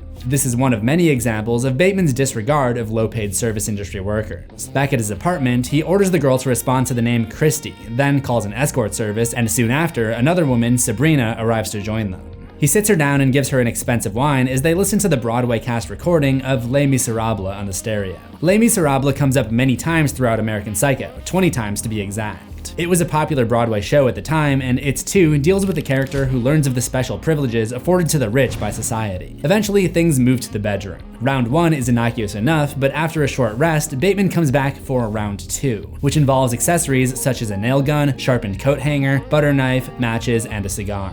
The next day, Sabrina leaves with a limp, and Christy with scratches and a black eye. As Christmas draws closer, Bateman spends most of his time going to cocktail parties and Christmas shopping. A pleasurable activity for him because it's another opportunity to gain favor with others by showing off his fortune. He opts to do the shopping himself rather than letting Jean do it because of the rush he gets by making the purchases. Instead, he has Jean send out holiday cards and do some research on the Fisher account for him. He also mentions that he's been taking the sleeping pill Halcyon in increasing amounts during the day because even though his body has adapted to it and it no longer makes him sleep, it does seem to ward off total madness. Just not quite enough to prevent the idea of taking an escort to Evelyn's Christmas party from crossing his head. Thankfully for her, he does not end up doing that. The day of the party, he gets drinks at Rusty's in order to fortify himself, as if it's gonna be that unbearable. After this, he jumps a Japanese delivery boy on a bike and gives him a surprise Christmas gift, that is, a slit to the throat. And this is kinda where I lose sympathy for him. Taking out motorists is one thing, but targeting an innocent boy on a bike, that's just despicable. He opens up the food boxes that were being delivered and he finds Chinese food, not Japanese, and feels not remorse, but irritation, because he got the wrong type of Asian in his mind. So are you Chinese or Japanese? He looks at the receipt and makes a note to get revenge on the person who had ordered the food, as if this was somehow her fault, then shrugs and apologizes to the delivery boy before walking away. I don't think it's gonna do much good now though. At the Christmas party that evening, he starts to get nervous because he sees too much red and is also off-put by the short people dressed as elves serving appetizers and questions whether or not he is hallucinating them. This is telling. There are probably a lot of hallucinations that he doesn't mention to the reader, considering he's at a point where he's now questioning if real things are hallucinations or not. He only realizes that they're real when Evelyn mentions that she has names for all of the elves, such as Rudolph, Blitzen, and Donner. Patrick corrects her. Those are the names of reindeer, not elves. Blitzen was a reindeer, he tells her. The only Jewish one, Peterson reminds them. I think Peterson is talking about blintzes, which are a traditional Jewish recipe similar to crepes. It's not important to my analysis, I just thought it was an underrated joke. He tells Evelyn to be grateful that he came to her Christmas party when there are so many others that he could have attended. Imagine skipping out on your own girlfriend's Christmas party. The affair with Courtney is one thing, but that's just asking for trouble. Speaking of whom, Bateman sees Courtney talking to Paul Owen across the room. He has the impression that she's flirting with Paul, which honestly wouldn't be surprising given her shallowness and attraction to social status. However, she moves on, and Bateman uses the opportunity to get closer to the man who is handling the coveted Fisher account. In talking to Owen, he learns that there's a limo waiting for him outside to take Paul and his girlfriend Meredith to Nell's after the party. Paul still thinks that Bateman is Marcus Halberstam, and when Evelyn approaches them, he's under the impression that she's Halberstam's girlfriend Cecilia. So just to review, Owen is at Evelyn's Christmas party, yet he still believes that Evelyn is actually Cecilia. I don't even think I'm going to attempt to explain how this is possible. When Evelyn starts to call him Patrick, he creates a big spectacle of calling her Cecilia, then kisses her and pulls her into the kitchen. He's clearly invested in keeping up the ruse. He doesn't want Paul to find out that he's not really Marcus Halberstam. It seems that he's already planning on using Paul's confusion to his advantage in the future, though it's not clear if he's already decided exactly what he's going to do. To further sell the illusion, he asks Evelyn to leave the party with him. He's worried about her possibly tipping Paul off, or the real Marcus Halberstam showing up and shattering the mirage. Evelyn doesn't want to leave her own party, but he wins her over by saying that leaving would be daring, which she likes the idea of, and he's able to play to her desires by calling her Mrs. Bateman, and finally, she agrees. Outside, he shoves her into Paul Owen's limo and tries to convince the driver that Paul said he could take it for the evening. The driver doesn't believe him and tells him that this would break company protocol. Patrick considers trying to take another limo, but because he specifically wants Paul Owens, he bribes the man with $200, which is enough to get him to comply and drive them to Club Chernobyl. Once again, we see the lack of chemistry between Patrick and Evelyn. She's acting almost just as crazy and entitled as her boyfriend. She finds a present in the limo, a necklace which Paul had left for Meredith, and assumes that it's hers. She takes a fortune cookie out of Patrick's pocket and assumes it's some kind of clue that Patrick will be taking her to lunch at that restaurant in the future. She thinks she's in a game and everything is some kind of hint, despite the obvious fact that Patrick doesn't really care for her at all, and only keeps her around as a hot trophy girl. When she realizes that they're headed to Club Chernobyl, she pouts and tries to get the driver to change course to the Rainbow Room, which Patrick does not want to do because he knows he won't be able to score drugs there. This is textbook addict behavior. He's always thinking ahead to where he can get his next fix. When they arrive at Chernobyl, the doorman lets them in immediately because he saw that they got out of a limo. There's probably no better moment to illustrate how wealth and special privileges are tied to each other in late 80s New York. Once inside, he sends Evelyn to go get some champagne at the bar so he can go look for a dealer. After obtaining some powder, he comes across a Hardbody and considers ditching Evelyn for her, showing that all of the effort and begging required to get her out here was never about spending time with her. He just wanted her to stay away from the party, and moreover, he probably liked being able to control her. However, she comes back whining that they should leave because they have the wrong brand of champagne. In many ways, I think Evelyn would be just as crazy as Patrick in terms of psychotic consumerism, if not for the whole Patrick being a serial killer thing. Looking for a private spot, he drags her to the unisex bathroom, where he gets into it with another couple over whose turn it is to take the next available stall. The other couple is in there for the same reason that Patrick is. Patrick insults the girl and calls her a bitch, to which her boyfriend just laughs and refuses to defend her. This starts a fight between the woman and her boyfriend, and that causes Evelyn to get mad at Patrick for starting it, and she tells him that she'll just wait outside. Patrick doesn't really care about Evelyn being there anymore, and he orders her to just take the limousine and leave. As he gets down to it, he can hear her sobbing to the other girl about how he made her walk out of her own Christmas party. When he finishes and walks back out to the club, Evelyn is gone, and the crowd has changed. It's less Wall Street guys and more punk rockers and rappers. When he tries hitting on some girls, his social class actually works against him. One of them sneers and says, "Go back to Wall Street," and the one with the nose ring says, "Fucking yuppie." He also makes an embarrassing attempt to talk to some black guys by using the words freshest and deafest to no avail, yo. For the first time, his normally coveted lifestyle is working against him, and this is meant to show how much further he can fall when his dominant position over others is no longer a reliable source of joy for him. American Psycho takes place near the end of the yuppie trend. It's currently late 1988, and the yuppie lifestyle was already starting to decline after a stock market crash in 1987 reminded people how volatile the economy could be. The end was already near, and after a short economic recession began in 1990, Time magazine would post a mock obituary called "The Birth and Maybe Death of Yuppiedom" in April 1991. Lucky for Patrick Bateman, he's able to find another Hardbody dancing alone who is more receptive to him. That is the last we see of Bateman in 1988, and the next part of his timeline caused a lot of confusion for me. At the beginning of the next chapter, he claims it's now mid-May. However, 3 chapters later, it's Sean's 23rd birthday, which would put us in March 1989. I considered the possibility that the story is being told out of order, but there is clearly a linear sequence of events. Plus, the structure of the novel almost feels like a journal that he's creating in his head. He's journaling it all as he goes along. I think the more likely explanation is that Bateman's mind is really starting to get distorted by the drugs. We already established one instance of this when he mistook the gay pride parade as a Halloween parade. According to the British Psychological Society, the consumption of drugs and alcohol has long been known to warp time experiences, and many drug users support similar experiences following marijuana, cocaine, and alcohol use. So I'm just gonna call this early 1989, and this is supported by what happens in this chapter. He continues further down the same path he was on, being warped by his addictions and corrupting more of his thoughts. He wakes up from a dream that he describes as being lit like an adult film where he was with girls made of cardboard, perhaps a symbol of how he sees their lives as disposable. He also meets with his lawyer about some bogus rape charges, and although Bateman is never shy about the crimes he's committed in the narration, it's not hard to imagine that these charges aren't so bogus, and he's simply done so much bad stuff that he can't keep track of it all. He also describes an anxiety attack suffered in a grocery store, which he worked off at the gym. His gym time seems to be increasing, and ironically, this is the one healthy coping mechanism that he seems to have. But there's only so much time he can spend at the gym, and it's not enough to outweigh all of the mental issues that are piling up. So he ends up beating a girl begging for bus money because she had misspelled the word disabled on her sign. He's living a double life, switching back and forth between despicable criminal to high-class yuppie in the blink of an eye. To this point, he's been able to keep the 2 lives separate, and all of his victims are strangers. That would all change, however, after a chance encounter with someone from his past.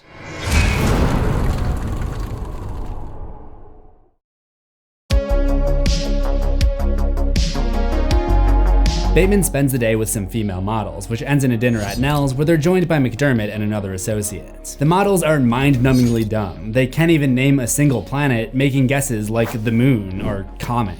He ends up going home with this girl Daisy, but before getting in the cab, he runs into his ex-girlfriend from Harvard, Bethany, and she invites him to get lunch sometime. Since Bateman always has his mind on his next fix, he interprets this as something more. When he gets back home with Daisy that night, she admits that her ex-boyfriend had spotted them and couldn't understand why she was hanging out with a yuppie, another example of the glamour of the yuppie lifestyle starting to wear off. After they hook up, he tells her she should leave. I think if you stay, something bad will happen. This doesn't line up with anything we've come to expect from his character. There have always been certain women who have been off limits for him because they're part of his social circle, but this is the first time that we've seen him show pity for someone. Of course, Daisy doesn't know he's a serial killer and assumes he's talking about the two of them getting too emotionally involved, so she leaves, and for a short time, Bateman resumes with normal activities, like taking in a Mets game, renting videotapes, and purchasing luxurious items. That is, until the day that would change everything: his dinner with Paul Owen. At some point, he rents an abandoned loft building in the Hell's Kitchen neighborhood of Manhattan in preparation for his meeting with Paul. He also lays newspapers down over the floor of his apartment to protect the white-stained oak. Using the name Marcus Halberstam, he makes reservations at Texarkana. The place is mostly dead, which Paul mocks him for, but this may be the one time that the popularity of a restaurant is not what Patrick is looking for. Owen is really drunk and out of it, and he doesn't offer anything but useless information about the Fisher account. He keeps changing the topic back to discussions of material items, which Bateman ironically would do himself under normal circumstances. This scene certainly came from one of Bret Easton Ellis' own experiences talking to Wall Street guys in preparation of writing American Psycho. Halfway through the meal, Patrick switches from beer to soda so he can stay sober for what he's about to do. But Paul continues to get more drunk, so drunk that Patrick is able to convince him to pay the entire check, make him admit how dumb he is, and get him back to the apartment, which is staged for a gruesome scene. He takes some Valium, grabs an axe from the bathroom, and puts on a raincoat. By this point, Paul is completely inebriated. The whole scene highlights how he isn't really much different from Patrick himself in terms of personality or lack thereof. The main difference is that Paul has something that Patrick doesn't, and for this, Bateman is jealous and vengeful. Paul's last words demonstrate his shallow taste in music, just like Bateman. Anyway, I used to hate Iggy Pop, but now that he's so commercial, I like him a lot better than... The axe hits him mid-sentence, straight in the face, its thick blade chopping sideways into his open mouth, shutting him up. The scene in the movie is a little bit different. Patrick puts on a Huey Lewis CD and starts to explain their discography before chopping his coworker to bits. This is a combination of 3 parts from the book: the Paul Owen death that I just described, the chapter where Bateman reviews Huey Lewis in the news, and a line that Bateman has during his facial appointment, which he may or may not have actually said, about his desire to wear a big yellow smiley face mask and then put on Bobby McFerrin's Don't Worry Be Happy while transfusing a girl's blood with a dog. Anyway, he takes Paul's keys and heads to his apartment, not realizing he's still wearing the splattered raincoat until he's already in the cab. He ends up destroying it, the raincoat that is, in Paul's fireplace. He also changes Paul's answering machine message to say that he's gone to London, and since their voices sound similar, Bateman thinks that they'll be indistinguishable on the phone, another example of him taking advantage of mistaken identity. One of the most often asked questions in both the movie and book is if this scene actually happened, because later on, an investigator hears that Paul Owen has actually been seen in London, and his lawyer eventually claims that he had dinner with Paul in London. Perhaps Patrick and Paul did really have the dinner at Texarkana, and Paul told him that he was planning a London trip, and then Patrick hallucinated the rest. This would not be so different from Patrick hearing the story about Sean's awkward double date with Ann and Scott Smiley, but then, through his hallucinations, incorporates it into his own narrative. So, did he really kill Paul? I have my own theory about this, which I'll come back to when we get to the next clue later in the story. Bateman packs some suits and travel items from Paul's belongings into a briefcase and steals a few things for himself, then leaves. Back at his own apartment, he throws Owen in a sleeping bag and drags it downstairs, into a taxi, and over to the loft he had rented. He places Owen in the bathtub and pours quicklime over him, a chemical compound which was thought to help dry out the subject, break it down faster, and reduce the smell. Paul is later determined to have gone missing on the 24th of June in 1989, which obviously doesn't fit our timeline because we're most likely still in the first quarter of that year. The cloud of confusion that hangs over this time frame may be intentional, because it adds to the mystery when the detective eventually comes around and none of the dates or accounts of who was with who that night seem to add up. Basically, the inconsistencies around this time can be considered a wash. Later in the evening, Patrick can't sleep, and Evelyn calls him, complaining that he never picked her up for dinner that night, which Patrick seems genuinely confused by, and he tells her that they never had plans, and besides, he had to return some videotapes. She invites him to go to dinner the next night instead, which he turns down, claiming that he has to work. You practically own own that damn company, she moans. What work? What work do you do? I don't understand. Thank you, Evelyn. That's what I've been saying this whole time. Evelyn also proposes the idea of going away over the summer to Edgartown or the Hamptons, both are vacation home destinations in the region, which he actually agrees to. But before that vacation happens, Patrick finds himself in a Paul Smith store to buy a tie for his brother's upcoming birthday when he comes across Lewis Carruthers, who tries to start a conversation. In Lewis's head, there's still a romantic connection between the two, and he confesses his love for him. Patrick quickly chooses a tie to buy and exits, but Carruthers catches him as he's trying to hail a cab, begging him to just talk. So Patrick motions his already open switchblade in Lewis's direction, and he backs away into the cab. The accountant and trustee of Patrick's father both call him up shortly before Sean's birthday in March 1989 and tell him that Sean is in New York, suggesting that they use this as an opportunity to find out what Sean is doing with his life. They suggest luring him into a dinner meeting by indicating that their mother's health is deteriorated. Patrick doesn't think his emotionally numb brother will care much, so they devise a plan. They'll make it look like they need to discuss the allocation of their mother's estate. When choosing a restaurant for this meeting, Patrick thinks to himself that Dorsia is out of the question, because it's booked for at least the next month, and Sean doesn't deserve to go there anyways. So he's astonished when Sean calls him and tells him to meet at Dorsia, explaining he had spoken to the owner and gotten the table. This is the most embarrassing situation that Patrick could have imagined. As the older one with a career and list of accomplishments, he sees himself as being above his brother. Yet Sean is easily able to get into the restaurant Patrick has been pining over for more than a year now. Sean shows up half an hour late, and they won't seat him until his brother's arrival, which Patrick describes as his worst fear becoming reality. Sean continues to get on Patrick's nerves by ordering the most expensive combination of items possible, which consists of lobster as both an appetizer and entree, knowing full well that Patrick is going to be paying the check, then proceeds not to touch any of his food. To make matters worse, Patrick mentions that he needs to meet someone at Nell's by midnight, and Sean downplays him, claiming that Nell's isn't that hip anymore, which causes Patrick to change his story. In his insecurity, he makes up a story about going to a Trump party and acts like he knows Donald personally. At the end of the meal, he watches Sean's eyes and makes sure he's looked at the check before allowing the waitress to take it. However, it's really a lose-lose situation because Sean gets satisfaction over wasting his brother's money. If that dinner was bad for Bateman's ego, his next documented appointment would be catastrophic. He is extremely nervous for his lunch with his old Harvard girlfriend, Bethany, and he even admits that it's probably because of fear of rejection. Based on the hot summer weather, this must take place in summer 1989. Before the date, he purchases and reads a trendy short story collection in case they run out of things to talk about. He also writes her a poem, like he did during their relationship, but it comes out incredibly crude, racist, and derogatory. He makes her read it out loud at the restaurant, which is extremely uncomfortable, and she has to laugh it off as a joke. He completely embarrasses himself for the entire first half of the meal, shaking and twitching his way through a litany of cringeworthy jokes and loud outbursts, such as his reaction to the waiter reading the specials. You have? I think you mean the restaurant has, I correct him. You don't have sun-dried tomatoes, the restaurant does. You don't have the poblano chilies, the restaurant does. Just, clarify. He overreacts to everything Bethany says, namely when she tells him she's dating the chef/co-owner of Dorsia, which as you can imagine has a devastating effect on him. Yes, my brain does explode and my stomach bursts open inwardly. A spastic, acidic gastric reaction, stars and planets, whole galaxies made up entirely of little white chef hats race over the film of my vision.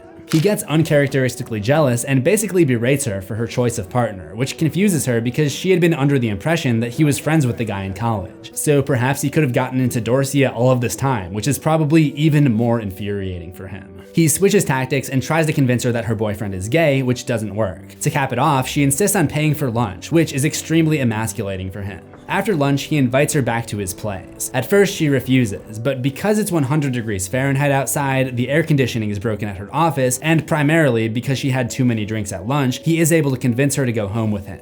Big mistake.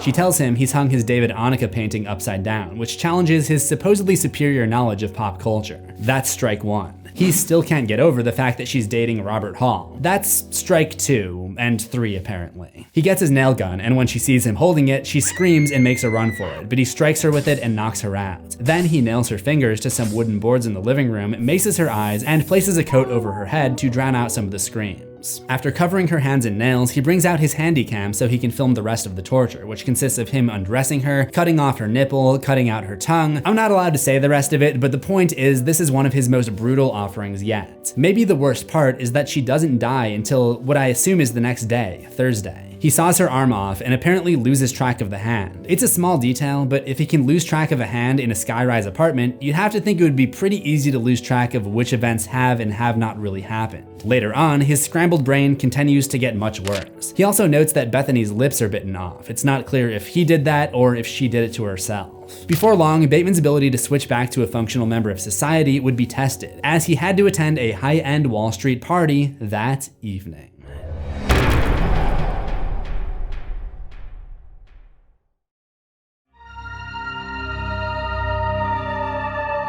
In the evening, after the debacle with Bethany, Bateman attends a party hosted by Morgan Stanley, another financial company, and he tells a colleague he sees there that he's trying to stay away from people and avoid speaking to people entirely. Either this is a funny excuse to just not want to talk to this particular guy, or he has so little self-control at this moment that he doesn't even trust himself not to kill the dude. I just love all of Bateman's excuses though. After the party, he sits in a cab with McDermott and Courtney discussing the differences in bottled waters for like 10 minutes. You know, I'm starting to understand why he lost it now. In his head, he contemplates how he'll dispose of Bethany's skeleton, and decides the incinerator down the hall from his apartment is the best choice. They stop at an ATM, but Courtney's card doesn't work, which Patrick is able to recognize as damage caused by cutting cocaine. Though he doesn't always talk about it, I can only imagine how bad his own drug use has gotten, because he claims this has happened to him multiple times. When he gets home that night, he examines Bethany's body and smashes her jaw open with her own arm until her head caves in. That weekend, a Hardbody told him that rap is the only thing she listens to. So, after beating the shit out of her, he went to the record store and picked up $90 worth of rap CDs. The next Monday, he was sitting in his office at 8 p.m. doing the crossword and listening to these CDs, trying to fathom their popularity. I can actually relate to Bateman here. I try to fathom the popularity of rap music just about every time I hear it. Although he usually just likes anything that's hip, and hip-hop literally has hip in the name, I think the reason that he doesn't like rap is because it's not the right kind of hip. The hip that he wants to be associated with consists of expensive suits, expensive restaurants, and classy bars and clubs. The music he likes seems to be high production value pop and pop rock. Rap in the 80s was rapidly gaining popularity, but it was still far less glamorous and featured themes such as life in the ghetto, being a gangster, and even advocating for the poor. Definitely not Bateman's scene. However, despite him probably being upset about rap, he's relieved to hear that Evelyn is in Boston for the week, and his favorite guy, Donald Trump, makes an appearance on his favorite show, The Patty Winters Show. This does seem like a believable Patty Winters segment, however, the next segment of the show is about women who have been tortured. That one is probably a hallucination, and an indicator that Patrick's personal account of events is not too reliable during this part of the story. He did have dinner plans with Madison Gray and David Campion that evening, but at the last minute he discovered that Louis Carruthers would be joining them. So he canceled and decided to ask his secretary Jean out to dinner instead. He tells her to choose any restaurant she'd like, and she chooses Dorsia. Not wanting to admit that he can't get them in, he calls the restaurant, and when the maitre d' inevitably tells him that they're booked, he acts as if he really did get the reservation. You didn't give a name. They know me.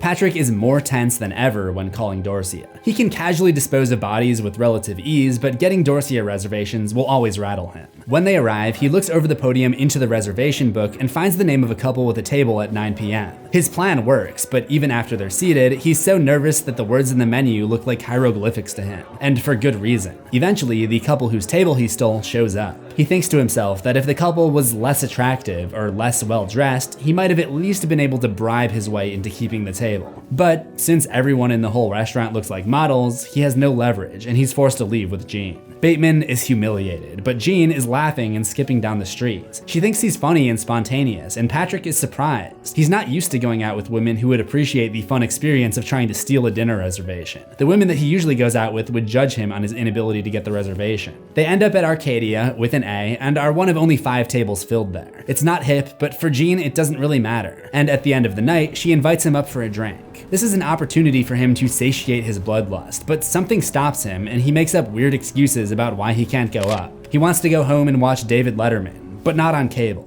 Realizing this doesn't make sense, he reverts to his tried and true excuse to get out of anything. He's gotta go return some videotapes. As he says goodbye to Jean, he imagines the scene as a movie. I almost hear the swelling of an orchestra, can almost hallucinate the camera panning low around us, fireworks bursting in slow motion overhead, the 70mm image of her lips parting to the subsequent murmur of I want you in Dolby sound. Throughout the date, there are signs that he really may have feelings for Jean, and maybe that's why he wants to protect her by not going upstairs. He knows her life could be in danger if he does. As the hottest months of summer roll by, he has intense dreams about vivisection, the practice of cutting open live subjects. Yeah, okay Bateman, go ahead and blame that one on the heat. One morning in August, he's paid a visit at his office by Detective Donald Kimball. In the movie, Kimball is played by Willem Dafoe, but in the book, Kimball is the same age as Bateman. Just use your imagination. Throughout the interrogation, he plays it extremely cool, a stark contrast to his behavior at lunch with Bethany. He even allows Kimball to smoke inside his office, whereas he had loudly voiced his disgust for the patrons smoking in the restaurant. Kimball has been hired by Meredith Powell to investigate the disappearance of Paul Owen. Supposedly, Paul had been spotted in London, but unsurprisingly, the witness who saw him there may have been confusing him with somebody else. Even while trying to clear his name, Bateman can't help but make up a few lies to tarnish Owen's reputation. Then, when asked about the last time he was with Owen, he concocts a story about how they went to go see a new musical called Oh Africa, Brave Africa. His lies could easily be disproven, but Bateman believes he's untouchable because of his money, and he may be right, because none of this ever comes back to bite him. It helps that Kimball doesn't actually suspect him in the first place, he's just covering his bases. He asks where Bateman was the night that Paul disappeared, and he spouts off something about a date with a girl named Veronica. Kimball realizes this doesn't match up with the info he's already collected. Apparently, the night of Paul's disappearance, he was scheduled to have dinner with Marcus Halberstam, as we would expect, because Bateman made the reservation under Halberstam's name. Naturally, the real Marcus Halberstam denied this and said he was with 5 other guys that night, one of which was Bateman himself. This whole mistaken identity thing has gotten so out of control that Bateman is given an alibi at a dinner he never even attended. Or maybe he did attend, and his mind is so out of sorts that he only thinks he killed Paul Owen. To demonstrate how scrambled his mind is, during this very conversation, he's thinking about 100 different things a minute. Bateman does offer some gossip, telling him that Meredith is now dating someone named Brock Thompson. If you're paying attention, this is very different from the last time we saw Meredith, which was at the Christmas party 8 months ago. At the time, she was dating Paul Owen. I wonder if Patrick and Evelyn stealing their limo and Evelyn taking Meredith's Christmas gift contributed to the breakup, seeing as how relationships in these circles seem to hinge on access to material goods. Apparently, Meredith is looking for Paul not because she is concerned about him or cares about him, but because he owes her money. If we are to consider the possibility that Bateman did not actually kill Owen, this provides some incentive as to why he might be hiding out in London. By the way, Meredith seems to be a pretty big psycho in her own right. If you're keeping track at home, she dates Price, who dumps her, someone named Richard Cunningham, Van Patten, then Paul Owen, and finally this Brock Thompson. In any event, Kimball doesn't seem to suspect foul play, and ironically, he thinks Paul is the one who went nuts. After Kimball leaves, Bateman gets his phone checked for wiretaps, and he actually runs into Meredith and Brock that week. She doesn't even bring up Paul Owen once. Soon after, he begins an affair with a new girl named Jeanette. Jeanette is an interesting case. At first, I thought she was just a new girl that Patrick was gonna prey on, but I gradually started to wonder if she was almost more of an alter ego or fantasy version of the secretary Jean. For example, when Patrick is being normal, he sees Jean, but when he's having his vile fantasies, he imagines himself out with Jeanette. It wouldn't be so different from the whole Arcadia versus Barcadia confusion. And it also makes me wonder if there's something to the fact that Patrick earlier on dated a girl named Patricia. And there are even some character names that are just slightly changed in the movie adaptation. Paul Owen is Paul Allen, Timothy Price is Timothy Bryce, Evelyn Richards is Evelyn Williams. Jeanette never interacts with any of the other characters, with one exception. In October, Patrick accidentally double books a date, and Evelyn and Jeanette end up at the same restaurant looking for him, and Evelyn gets pissed. She knows who Jean is, but they might not have ever met in person. So this might be another one of those questions that the author did not intend on being answered. This is also the part of the book where you have to question almost everything that Bateman says, so keep that in mind going forward. He's continuing on a steady trajectory towards complete insanity. He spends the rest of the summer of '89 doing all the stuff he usually does. To reflect this, the Patty Winters show in this era consists of repeats. His nightly bloodlust overflows into the daytime until finally he asks Evelyn to go with him on a getaway to the Hamptons. She has the key to Tim Price's vacation house for some reason, so that's where they stay.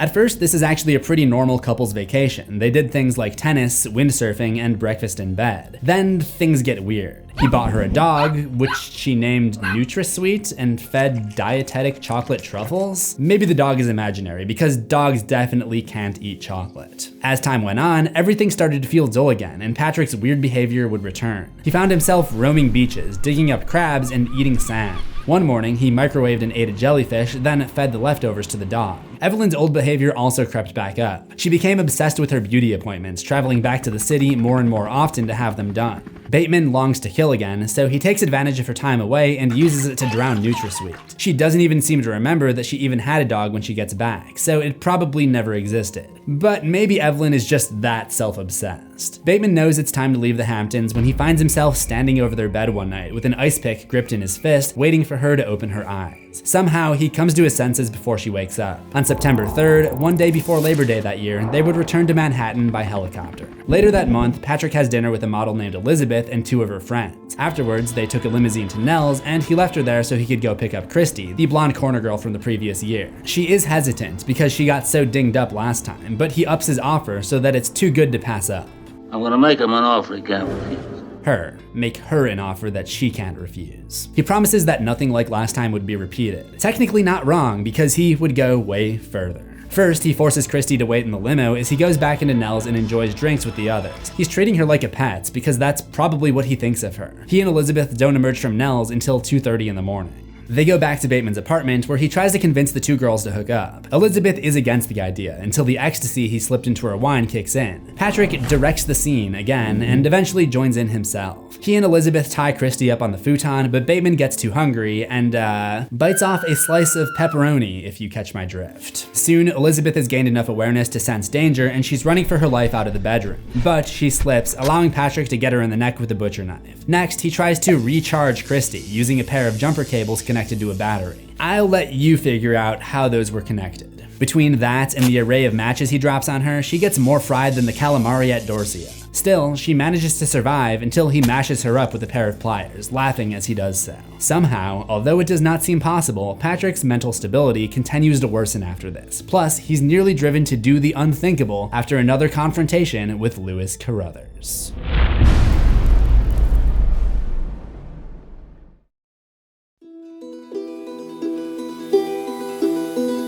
Bateman resorts to seeing a psychiatrist, but it's unclear exactly what goes on in these sessions. We do know that he doesn't admit his murders to the psychiatrist. Eventually, he spills everything to his lawyer, but that's not until much later. One Sunday afternoon, after having brunch with Christie's remains, he's out shopping at Barney's after being chased out of the ladies' shoe department for making a scene. And he has the sense that he's being followed and discovers it's Lewis Carruthers, who pretends that it's a random encounter. Patrick tries to ignore him, refusing to look him in the eyes as Carruthers begs for his attention. He claims he's transferring to the Arizona branch because he can't bear to be around Patrick and has the idea that Patrick is hiding his true feelings towards him. Lewis starts crying and making a huge scene, which draws the attention of a security guard. Bateman threatens to slit his throat, but this does no good because Carruthers cries that if they can't be together, he'd prefer to die. Bateman feels his sanity starting to fade, and it eventually gets to the point that he kicks Lewis in the face and tells him to face reality, which seems to at least get Lewis to stop whining. As autumn progresses, Bateman's homicidal compulsion goes up and down. He's sleeping in 20-minute intervals, likely due to the clash of substances in his system.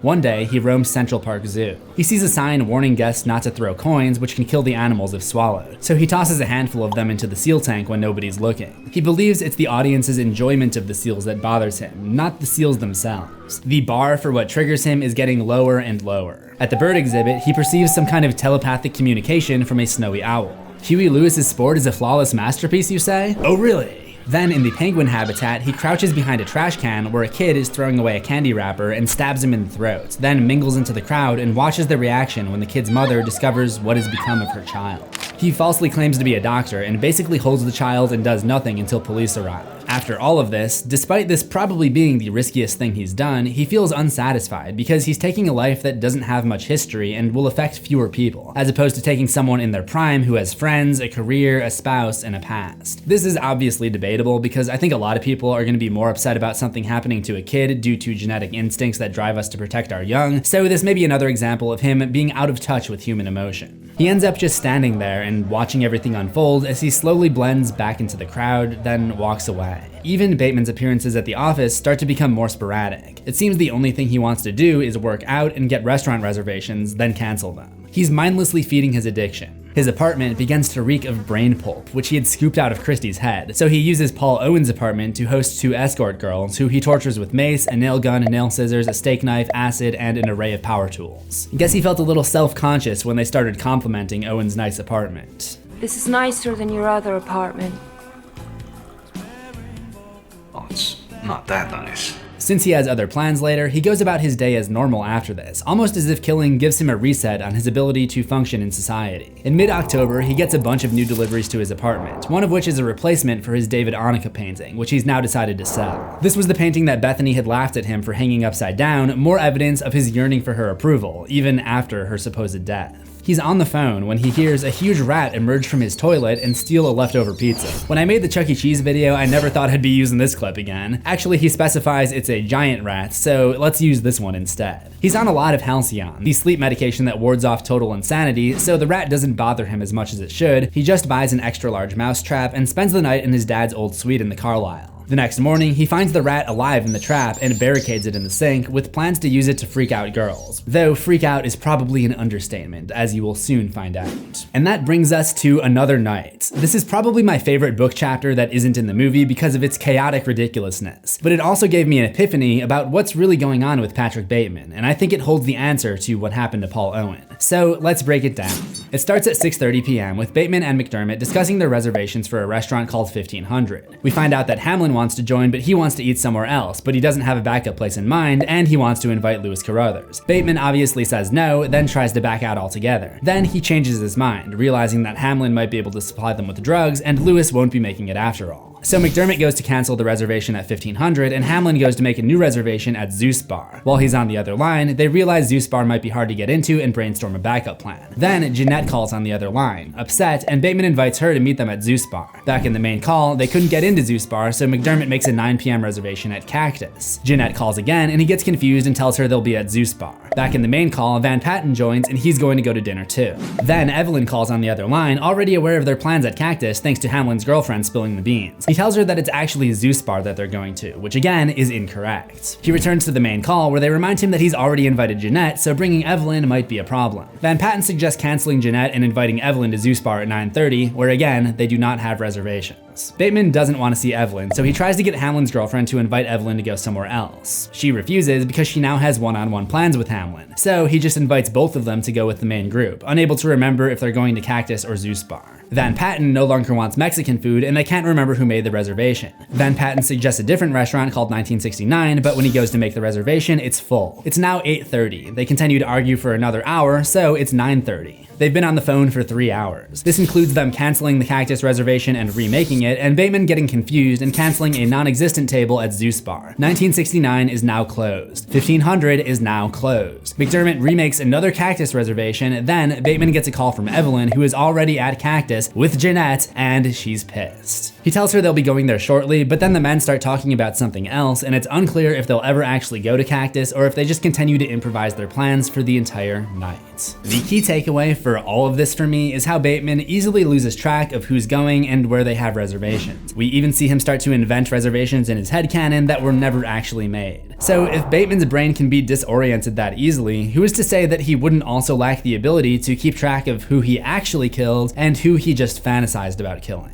Now, in order for this to be possible, it's very likely that he does actually kill, sometimes. But he has the situational awareness not to get himself caught in the moment. So if he's with an important coworker, like Paul Owen for example, he'll create a fantasy story in his head. He knows Paul is going to London, so he fantasizes about killing Paul and making it look like he's in London. But looking back at it shortly after, he just remembers the fantasy and comes to believe that that's what he really did. As for the other victims, it's very hard to determine if any of them are real or not because the insanity is taking a bigger and bigger hold on him. For example, that month he films himself eating a girl's brain, and the Patty Winter Show is about a machine that lets people talk to the dead. His next victim is one of his most disturbing. He's foaming at the mouth and stuffs her insides full of cheese. Then he sticks a habit trail into her. You know, those tunnels for pet rodents to run in. He then unleashes the giant rat, who he's been starving for the last 5 days, and it's bon appetit. At the end, he cuts her in two with a chainsaw, which goes through her so fast that she's alive for a moment to see him remove her legs from the rest of her body. He places her femur and jawbone to bake in the oven. I would say that Halloween came early this year, but for Patrick, it seems to come early every day of every year.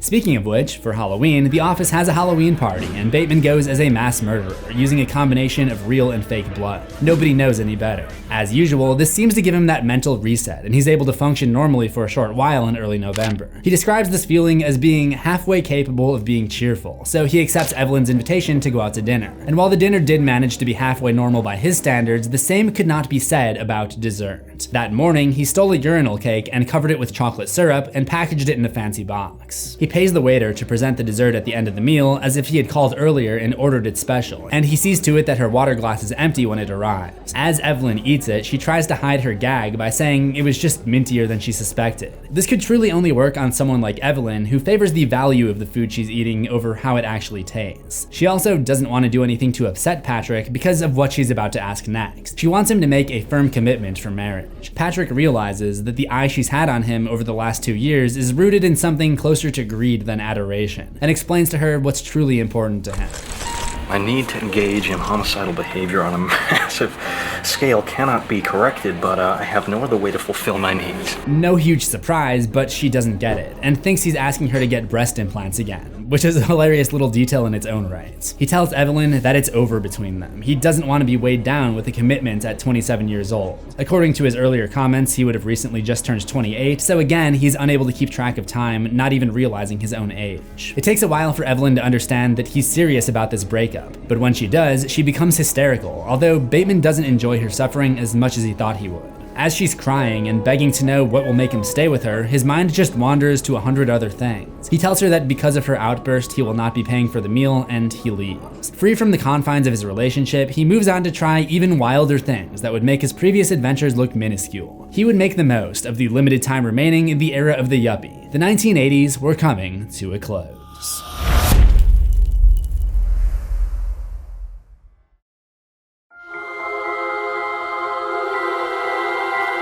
I tried for close to an hour to explain what happens in the chapter entitled Tries to Cook and Eat Girl without getting myself age restricted or yeeted off this platform, and came up with close to nothing. If you need the details, go read the book yourself. I'm just gonna skip right to the analysis part. At first, Bateman kept his vices relatively closed off from one another. Then we saw certain bedroom activities combined with certain sharp object related activities. Now we are seeing his love of dining thrown into the mix as well. Then he does all of that while watching videos, just like the average CZsWorld viewer. I'm kidding. So he's combining more and more of these addictions. His hobbies are becoming one big conglomerate activity. My takeaway is that he's no longer able to get the response he used to from doing them individually. So now, in order to get that bigger hit, he's got to stack them. He also considers for maybe the first time if he'll ever spend time in prison. He can't tell if he's cooking anything correctly because he's never cooked before and he's crying too hard, another new development as far as we know. He's now carrying firearms around, keeping them in his locker when he goes to the gym and bringing them on his daily errands, like returning videos, ATM withdrawals, and violating NYU students. A new Patty Winter centers around a man who set his daughter on fire while she was giving birth. In addition to the Patty Winter Show segment serving as an insanity indicator, some of his meals seem to do the same. He goes to dinner with associates and they all order shark. Perhaps that is fitting, because Bateman is seeing everyone around him as potential prey now. This is the craziest he gets. This is the absolute bottom. After midnight that night, he shoots a saxophonist performing on an empty street corner, but his silencer doesn't work, and he fails to notice a police squad car traveling behind him. At first, he tries to walk away casually, then breaks into a run. The cop car takes off after him, so he jumps into a taxi and orders the cabbie to drive, apparently just expecting that the guy will obey him, just because he's so used to bossing around blue-collar workers. The guy panics, so Bateman shoots him and jacks the car, losing control into a Korean deli and knocking over the cashier.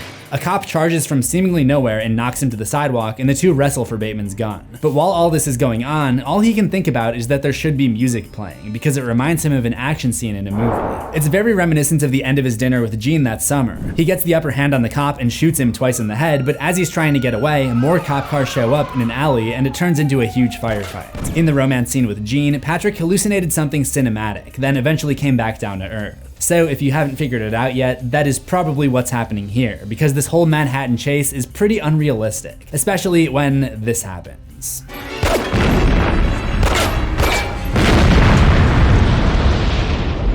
He runs off to Wall Street and, noticing he's in a more affluent area, tries to steal several Porsches, unsuccessfully. So like an action hero, he somersaults over an embankment to get to his office building. Another more clear-cut sign that he's in a hallucination is that he sees his office building and the lights go off floor by floor as he approaches. However, he realizes that this is his old building before his company moved. This may be an extension of the theme of characters misidentifying one another, now expanded to include buildings, which is actually more understandable. Burning the midnight oil, Mr. Smith? Rip to the night watchman and to a janitor that happened to be watching. Patrick goes to his real office, signs in with his real night watchman, goes up to his office, and that's when the calmness returns. He thinks he may really be in some trouble this time and calls his lawyer, Harold Carnes, but gets the machine. He leaves a message, sobbing as he details everything he's done. 30, 40, maybe 100 murders. A helicopter combs the area with a searchlight, but just like that, night turns to day, and it's morning. Bateman describes this as some kind of optical illusion, though it's probably just his psychosis. However, his voicemail message to Carnes would eventually be acknowledged. Until then, he returns to the real world. He takes Jeanette to dinner at Deck Chairs, stays home to watch Patty Winters, and then sleeps with Courtney while Lewis is in Atlanta, 1 week before their wedding. Courtney seems depressed and tries to talk to Patrick about something, but he brushes her off, telling her she's gonna marry Lewis and that there's nothing to talk about. Whatever she was going to say, she keeps to herself. During a dinner at Smith & Walensky with Craig McDermott, Bateman's mind wanders to his cousin from Washington, who recently bit a girl's earlobes off. If this is real, it's likely that Bateman's condition is hereditary, or at the very least, mental illness runs in the family. We know his mother is institutionalized for something, which we'll get to, and his little brother definitely exhibits a lot of sociopathic personality traits himself. McDermott, always one to criticize one's food choices, calls Bateman a raving maniac for not ordering the hash browns. Been at PNP too long, he mutters. Another night, after seeing a musical with Jeanette, he describes another strange food order, Eagle Carpaccio, which comes with a weird gazpacho containing raw chicken, something that no restaurant would ever serve for health and safety reasons, except maybe one. Good, because it turns out I forgot to cook that chicken. Unlike Evelyn, who talks too much, Jeanette hardly seems to speak at all. Throughout the date, she keeps sighing and threatening to light her cigarette in the non-smoking section. She drinks 6 champagne cures, and he even considers her behavior unsettling, causing black thoughts to form and expand in his head. It's almost like Jeanette is a reflection of Bateman's desires. Evelyn annoyed him. She talked too much, said the wrong things, had the wrong interests, and was resistant to almost everything he did. Jeanette, on the other hand, seems to go along with anything, and the more disturbing Bateman's headspace gets, the more disturbed he is by Jeanette's behavior.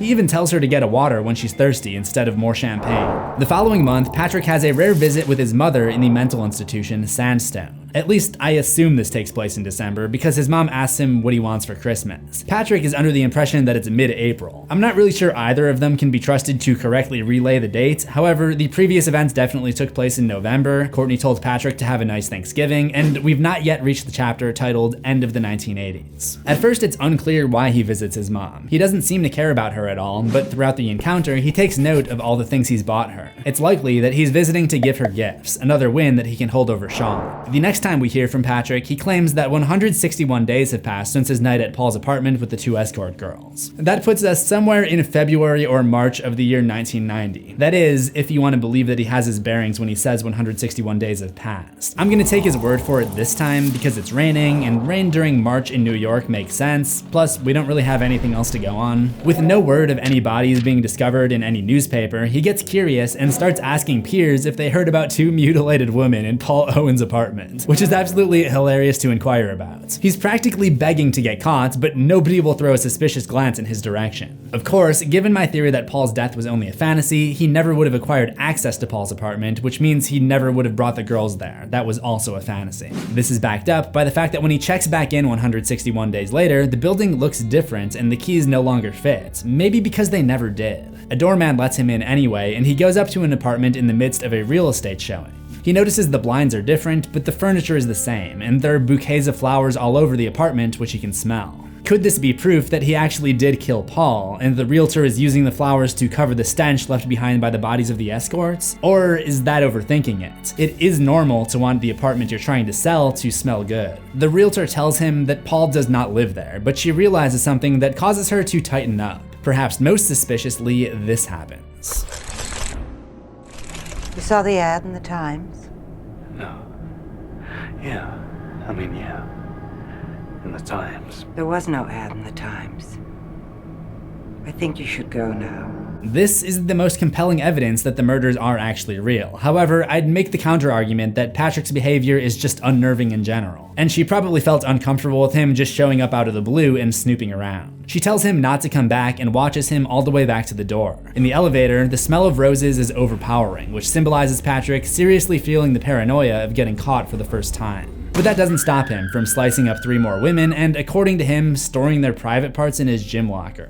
The chapter I mentioned earlier, entitled End of the 1980s, actually takes place several months into the new year. He says the anniversary of Elvis's death was a month ago, and Elvis died on August 16th, so theoretically it's mid-September. As always, there's a very good possibility that Patrick has no idea what the date is, but he does say on multiple occasions that this is September, and the cool sunny weather does match up. As for the chapter title, he might not be saying this is literally where 1980 ends, as in like New Year's Eve, but this might be the first moment where it stops feeling like the 1980s. Much like how I always say that the 1990s ended in 2003 with the release of Hey Ya. He's now having horrible dreams where rich people in lavish settings are massacred in tragic ways. He's no longer able to distinguish dream from reality, as evidenced by the ratio of brutal accidents he sees randomly walking around in the city. He meets Jean for lunch near Tower Records, and they seem to be dating now. As they discuss plans for dinner, he mentions that he's on a diet. Jean tells him that he already looks great, to which he replies, "You can always be thinner." A callback to Evelyn's "You can always be in better shape" line way back in chapter 1.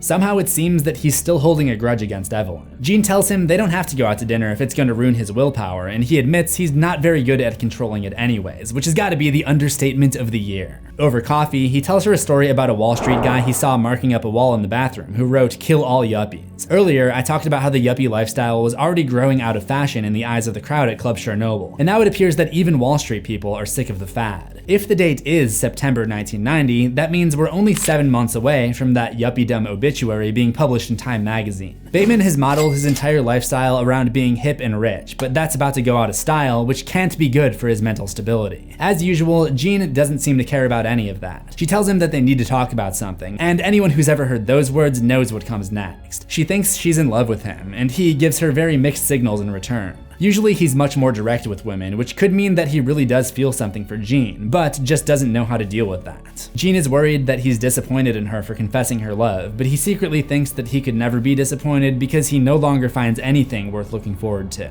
Her reasons for liking him are also completely off the mark. She sees him as someone concerned with others, mysterious, considerate, and shy. "Sometimes, Jean," he explains, "the lines separating appearance, what you see, and reality, what you don't, become, well, blurred." He's very aware of the illusionment he's been living in over the last couple of years, and although he seems to be giving her the cold shoulder at first, he has this realization that this could be a crucial moment in his life. For the first time, Jean seems stronger and less controllable than before, which he's attracted to, and thinks to himself, why not end up with her? Well, before he could consider that, there would be one major roadblock.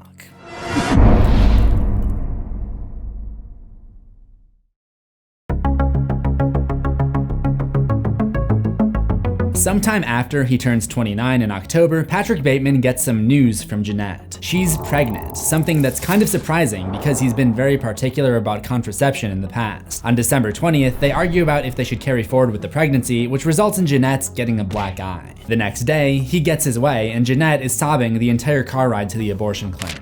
According to Patrick, this is the 5th time he's aborted a pregnancy. With all of that being said, I can't say with much confidence that any of this actually happened, because the Patty Winters show that day featured an interview with Bigfoot. This is the last time we see Jeanette, so maybe the abortion is more symbolic. An abortion is immediate and irreversible, and he's ending his relationship with her in an immediate, irreversible way. Once again, he experiments with new ways to hurt her that don't include physical abuse. He buys a bunch of baby items, a doll, a rattle, a teething ring, and a stuffed polar bear, and leaves them in the back of the limo for her to find when she gets back. He's about to leave on a flight to Aspen that day, and Jeanette is going to be out of the country when he returns. He makes it very clear that he doesn't plan on seeing her again. He says, Jeanette should be okay. She has her whole life in front of her. That is, if she doesn't run into me. If you want to interpret Jeanette as a fantasy version of Jean, this means he's decided to focus his efforts on being with the real Jean. If you want to interpret Jeanette as just a separate woman, then this means Patrick is just ending his relationship with her. Bateman gets back from Aspen in January 1991 and finally makes use of his piano for the first time, or at least the piano strings, which he uses on a couple of victims. The second week of February is especially unhinged. He starts drinking his own urine, sleeping under his futon, flossing his gums to bleeding, and he's nearly caught trying to send a girl's heart to her mother at FedEx. He also doesn't seem entirely done torturing Evelyn because he sends her a box of flies with a note saying he never wants to see her again and to go on a diet. Lol. Meanwhile, his relationship with Jean seems to have blossomed. On Valentine's Day, he shows affection in the only way he knows how, by having a bunch of expensive stuff delivered to her apartment. The shipment also includes hundreds of white roses. The white rose is said to symbolize loyalty, purity, and innocence. I don't really know where that comes from, but if you look up white rose symbolism, a bunch of websites seem to agree on this fact. Of course, none of these characteristics apply to Bateman whatsoever. Is he attracted to these qualities in Jean, or does he have a desire to clean up his act? Time will tell. That morning, he also has his maid come in and clean up a bloody mess in his apartment. I'm guessing this is not real, or maybe this maid is just incredibly subservient. It wouldn't be the first time that he hired someone to clean up after his carnage. He reads various articles in the Post, such as 3 people who disappeared aboard a yacht found hacked up and frozen in ice, and a maniac going around poisoning 1-liter bottles of Evian water. This is a lot like the first chapter, where Bateman and Price read about 2 people who disappeared on a yacht among a slew of other problems with their city. Both of these chapters take place on a pseudo-holiday, April Fool's Day and Valentine's Day respectively. We see this a lot in any traditional story structure. It's called the denouement, or falling action after the climax, where things go back to normal. Usually this happens after some kind of resolution with the main character, but Bateman stands out here because nothing has been resolved with him. And speaking of a return to the beginning, Timothy Price resurfaces for the first time since his disappearance in the tunnel at Tunnel Nightclub almost 4 years ago now. Early on, I discussed Bateman following in his footsteps. It's rumored that Price went to rehab, and it makes me wonder if Bateman will do the same at some point, or maybe he already has.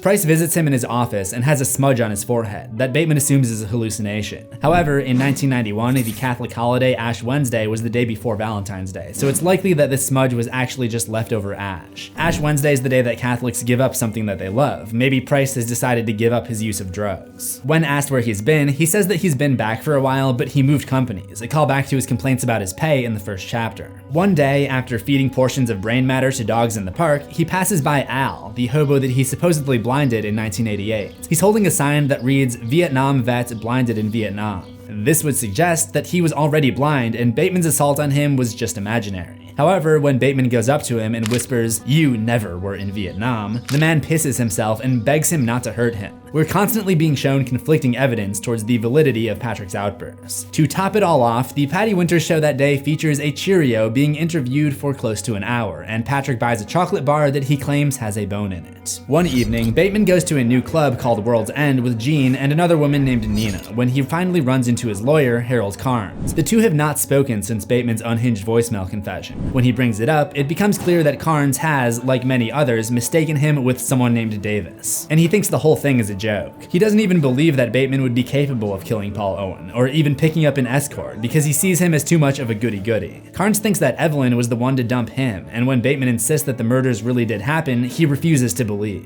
Because I had dinner with Paul Allen twice in London, just 10 days ago. Is it possible, given all the mistaken identity in this story, that Carnes actually had dinner with somebody else? Sure. But as I stated, I don't believe that Paul is really dead. To calm down, Patrick takes a halcyon. He also tries to get Nina's number while Jean is in the bathroom downstairs. Even though he seems to recognize that Jean is special to him, he still has not departed from his adulterous ways. The next week, he reluctantly has a decadent breakfast with his former dealer, who got a real job, and another colleague. Instead of his mind wandering to the usual degenerate stuff he's into, he thinks about helping America's schools and getting tickets to see Sting in Threepenny Opera. This is very strange behavior for him, because helping schools sounds like something he preached about to virtue signal to his friends way back at the beginning, rather than something that he'd actually be interested in doing.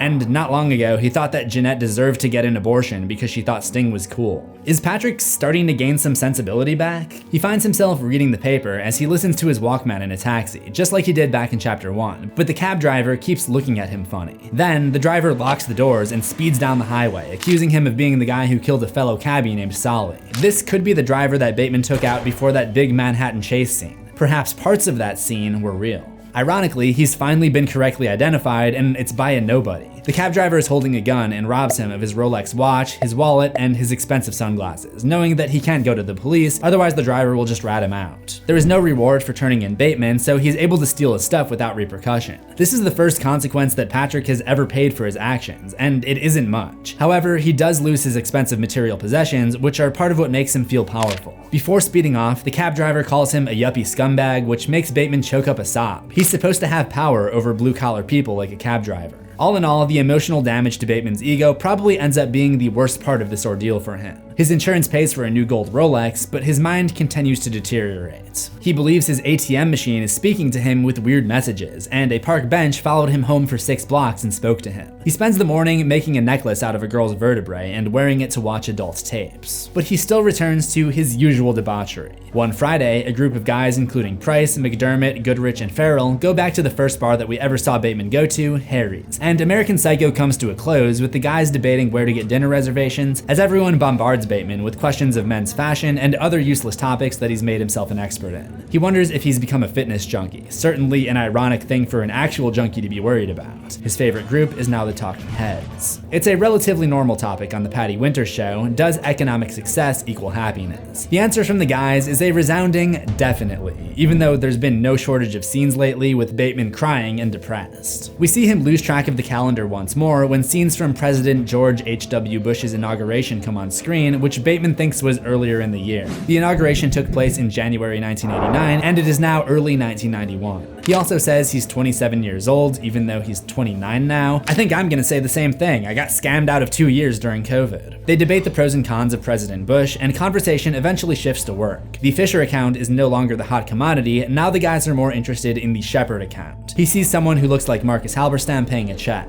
Above one of the doors, there's a sign that reads, "This is not an exit," which references the Jean-Paul Sartre play No Exit, in which the characters are trapped in a room that represents hell. Bateman may go on going through the motions of his life and probably will never face time for his crimes, but he'll always be crushed under the weight of his vices. However, the end of American Psycho is not the end of the Patrick Bateman timeline, so to speak. And no, I'm not talking about the atrocity known as American Psycho 2 All-American Girl, where a little girl kills him with an ice pick and all of his crimes are exposed. No, if we're going by the canon, there were few details about Bateman's life documented in the American Psycho 2000 emails, a viral marketing campaign used to promote the release of the movie adaptation of American Psycho. In our world, these emails were written by the movie marketing team, not Bret Easton Ellis. However, they were approved by Ellis, so some fans consider them canon. However, it is possible that these emails are more of a sequel to the movie than the novel, because they use movie variations of the character names, like Paul Allen instead of Paul Owen. But it's easy to chalk that up to the fact that these emails are supposed to promote the movie. And other than that minor detail, the emails do better fit the timeline of the novel because despite being set in the spring of 2000, they fill in details about what happened to Bateman right after the events of the book in 1991. Plus, they do make references to details that are only in the book, like Bateman's grandfather owning a property in Connecticut and Courtney moving to Arizona. So it's understood that this is supposed to be a follow-up to the book.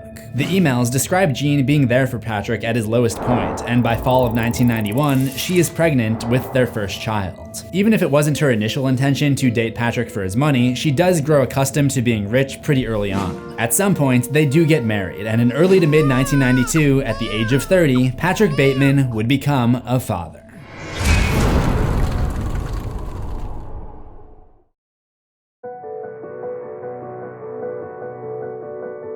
Patrick Bateman Jr. would become known by his initials, PB. As he grew up, he quickly learned to avoid anything that his father would find objectionable. He preferred browsing expensive catalogs to being entertained by the likes of Barney or Mickey Mouse. Patrick considered his son to be his best accessory. By spring of 1993, Jean started to not like the idea of flying commercially. She didn't want their son to be breathing the same air as the other flyers, and this pushed Patrick to look into purchasing a private jet. Before we get to the beginning of Patrick's email inbox, he does have 2 other appearances in the novels of Bret Easton Ellis. The first is in his conspiracy satire novel Glamorama, or Glamorama, I'm not really sure. That novel seems to take place entirely in 1996, so 5 years after the end of American Psycho, and it appears that he's still, quite literally, getting away with murder. Lunar. The main character, a male model named Victor, is planning this big party for celebrities to celebrate the opening of a new club. Like Bateman, he lives a very glamorous lifestyle, as the title would suggest. One evening, at a popular bar called Bowery Bar, which is absolutely filled with A-list celebrities, Patrick is with a bunch of publicists and the sons of a well-known movie producer, the first of his dabbling into the movie business. And he stops by to say hi to Victor. As they shake hands, Victor notices weird stains on the lapel of his Armani suit that cost as much as a car. Personally, I think that's all the evidence I need to assume that Patrick is still up to his old ways. Victor's girlfriend finds him strange, but Victor insists that he's a nice guy. I should also mention that Victor is not the smartest. Bateman does appear in one other Bret Easton Ellis book, but it's not really supposed to be canon. Lunar Park is a mock memoir of the author himself, set in the late 90s and early 2000s, starting with the press tour for the release of Glamorama.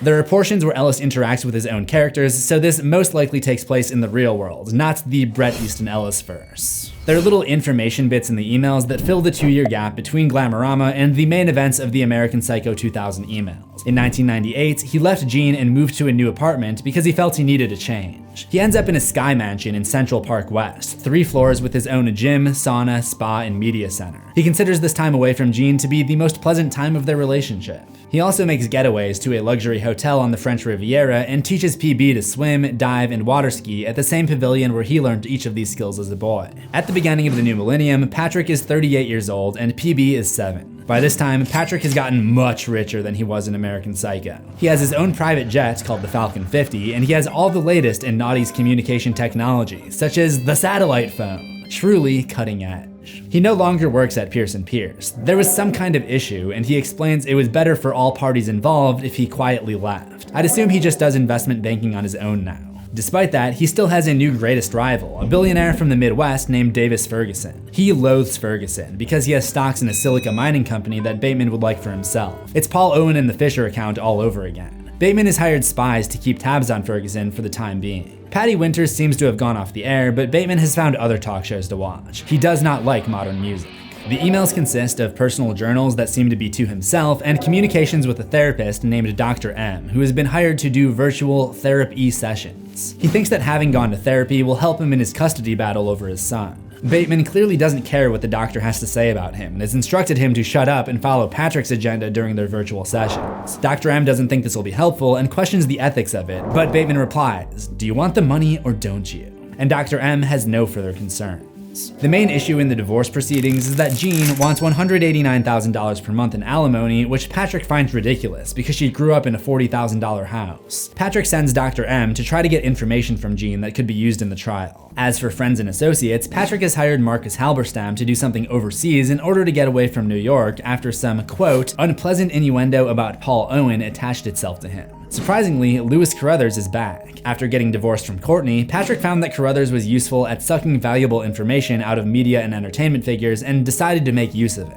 Price seems to have had his own brief marriage to Courtney, and Van Patten unsuccessfully tried to become a model. There's no mention of McDermott. Perhaps the biggest surprise is that by this time, Patrick has actually gotten his act together, so it seems. He indicates he's stopped doing cocaine because he sees the brand Prada as a much better status symbol, and he claims that he has mastered his rage and found better ways to channel his extreme dislike of people and things. But make no mistake, he may not go around killing people anymore, but he uses his cunning personality and abundance of power to torture and sometimes even destroy his victims. He is still an American Psycho. In February, PB goes to Palm Beach with friends and comes back wanting a bigger plane and a horse. He's allergic to horses, but Patrick gets him a racing horse to watch in the Kentucky Derby. The therapy sessions began on March 16th. The next day, Patrick gets a call from Evelyn. Apparently, they're back in touch, and she's sorry to hear about the divorce, but uses it as an opportunity to take a dig at him. That's what happens when you don't marry one of your own.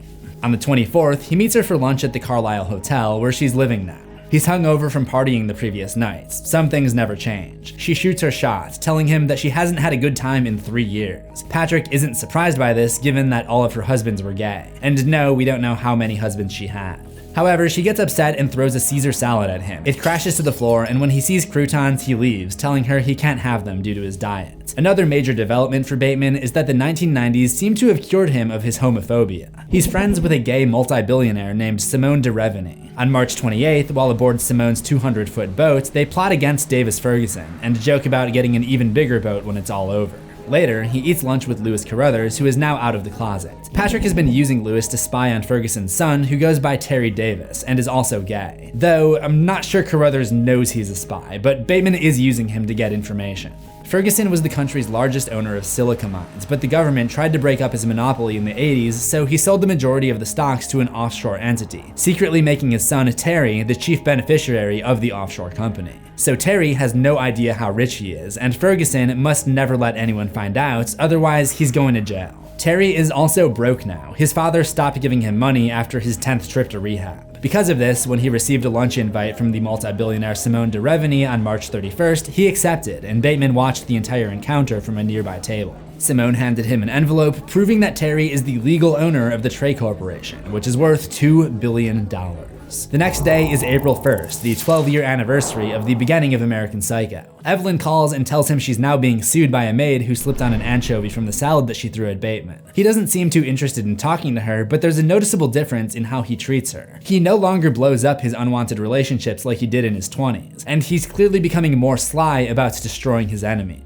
The next day was Sunday, which is his day with PB, and the two went to the movies and saw PB's favorite, The Sixth Sense. PB has excellent taste. Patrick is going to take him in the car, but the kid would rather walk, claiming he no longer wants to be seen in the car in case he runs into his friends. PB has excellent taste. It's kind of funny how Patrick's entire life is him flexing his wealth for others to see, and while his son is equally concerned by what his peers think of him, he doesn't want to be seen coming out of an expensive car. I would argue that the truly rich are those who receive the benefits of walking in public transportation. I guess 80s Bateman is superior to 2000s Bateman in that regard. Patrick asks his son what they will do if it rains, even though he clearly has a raincoat, so PB brings out some Metro tokens given to him by Gene, and Patrick doesn't know what they are, which is probably a mistake by the writers because Patrick does use the subway in American Psycho, but we could explain this by saying that he was so coked up that he doesn't remember. On April 3rd, Patrick seems to be falling back into his own ways and makes this. Only this time, he's motivated by his desire for a relationship with his son to keep his mask of sanity intact. On the 4th, the shares of the Trey Corporation are being sold to Simone de Bethany. Ferguson's name is not attached to these shares, so there's nothing he can do about it without exposing himself as the company's true operator and the criminal sanctions that go with that. In a moment of desperation, he calls Bateman, who agrees to meet with him at Le Cirque in New York. Meanwhile, Bateman has his place photographed for Architectural Digest New York issue, and it's a bigger invasion of privacy than he anticipated. One of the photographers says that Bateman's place is almost perfect, other than the lighting fixtures, which gets under his skin. The Yuppies may be long gone, but he's still fixated on having the best of the best. Davis arrives on the 6th and ends up looking foolish when he has to borrow a jacket from the Le Cirque management in order to fit the dress code. Bateman also bribed the coat girl to bring him an ugly jacket, just one of the many examples of the advanced warfare he now employs. Davis would like Bateman to outbid Simone for the trust shares, and in exchange, he's willing to share some of the revenue from the mining operation. Bateman says he'll have to think about it. A couple days later, on April 8th, after stopping at his new favorite sandwich shop, he's held up by a beggar at the bank who asks for cash and tries to pull a stiletto blade on him. As the man looks down at his weapon, Bateman kicks him down, then kicks him in the jaw, breaking it. He stomps on the man's neck repeatedly until his trachea begins to turn pink. If Bateman really has stopped killing strangers in this new era, it seems that his killer instincts have not gone away. The next day, he goes out searching for the perfect lighting fixtures for his dining room, and he comes across the building that Dorsia used to be in before it shut down, where they are now building yet another new exclusive restaurant. On the way back, there are no cabs, so he uses one of PB's transit tokens to hop on the subway, only it makes him claustrophobic, so he gets off early and just happens to come across the perfect lighting fixtures by the stop that he gets off at. They aren't the most expensive ones, but perhaps his son has inspired him to realize that the most expensive things aren't always the best. In the morning, Bateman is woken up by a call from Simone, telling him to come over immediately. When he arrives, he learns that Davis Ferguson is dead. According to Bateman's spies around the city, Ferguson had a heart attack when his son told him that he knew the Trey Corporation shares were in his name. When Ferguson collapsed through a glass table, Terry ran downstairs and told the desk man, then immediately fled to Simone's apartment. In the original American Psycho, we saw Bateman follow Tim Price down the path of addiction and obsession in the name of becoming the most respected yuppie. Remember, at the beginning of the book, he claims Tim is the most interesting man he knows. Now, in the 2000 Emails arc, he sees Davis Ferguson, a man richer than him, and makes the conscious choice not to go down that path. Ferguson has a damaged relationship with his son, and that ends up being his downfall. Bateman, on the other hand, wants to have a relationship with PB, and over the course of these 2 months, learns to prioritize the father-son relationship over his revenge on Gene. At this point, he's willing to pay Gene in order to spare PB from any more heartache. But during a lunch with Jean on April 11th, the situation changes. Jean announces that she's met someone new, and that someone is Bateman's therapist, Dr. Robert M. After being sent by Bateman to gather information on her, the two had fallen in love and they were set to marry. Dr. M suggests ending their session so that the three of them can learn to become friends, but Bateman is overcome with rage. He breaks his wine glass in his hand and storms out. This is the closest we've seen him to losing his temper in the 2000 emails arc. That afternoon, Detective Donald Kimball, who is now the police commissioner, comes over with some illegal cigars and wants Bateman to help him dispose of them. We don't know the exact nature of their relationship, but I got the idea that Bateman has Kimball under his thumb, and maybe he's paid him off to overlook certain things. Commissioner Kimball notices the cut on Bateman's hand, and Bateman jokes that he tried to kill a waiter, but the axe slipped and shattered a dessert cart, and the two have a laugh about it. The final Therap-e email between Bateman and Dr. M demonstrates how Bateman was able to overcome his past ways and transition from serial criminal to puppet master. When asked how his doctor's relationship with Jean is going to affect him, Bateman turns on caps lock. Are you out of your goddamned mind? The fact that you are not, as we speak, pulling your laptop out of your ass is a blinding testimony to how well I have mastered my own rage and learned to control my desire to destroy, maim, and kill. Which would indicate to some that you have done a remarkable job in a rather brief time. But I think it would be safe to assume that the professional part of our relationship is over. Ironically, Bateman kind of gets what he wanted, because it is Dr. M who convinces Jean that she should not be dependent on Bateman's alimony money in order to be happy, and with that resolved, they're able to finalize the divorce, with Jean receiving enough money to live comfortably, but not in splendor. He ends the communication with a final warning. Don't ever ask him to call you Dad. That name's been taken. Bateman cares about someone. Only took 38 years. As for Davis Ferguson's fortune, his estate quickly accepted the offer that Simone made on behalf of Patrick Bateman, which I would assume puts him in the top 50 richest people in the USA, at least. The night of the 16th, Patrick is honored at the Manhattan Children's Center for a foundation gift that he contributed. Part of the event was a charity auction where A-list celebrities bid on various items, one of which was a small role in a new movie called Fashion Victims. Behind the scenes, Patrick has been getting into the movie business. He is applauded at the end of his speech. The next day, he leaves for a vacation in France, and in his journal, claims that he's at peace with himself and with the world. He goes to the hotel on the French Riviera, the one that he went to as a kid and brought PB to on several occasions. It is the one place on earth where I can stand to be alone, and in fact, welcome the opportunity to recharge, rethink, regroup, or just stare up into the sun until everything becomes white and peaceful, like in heaven.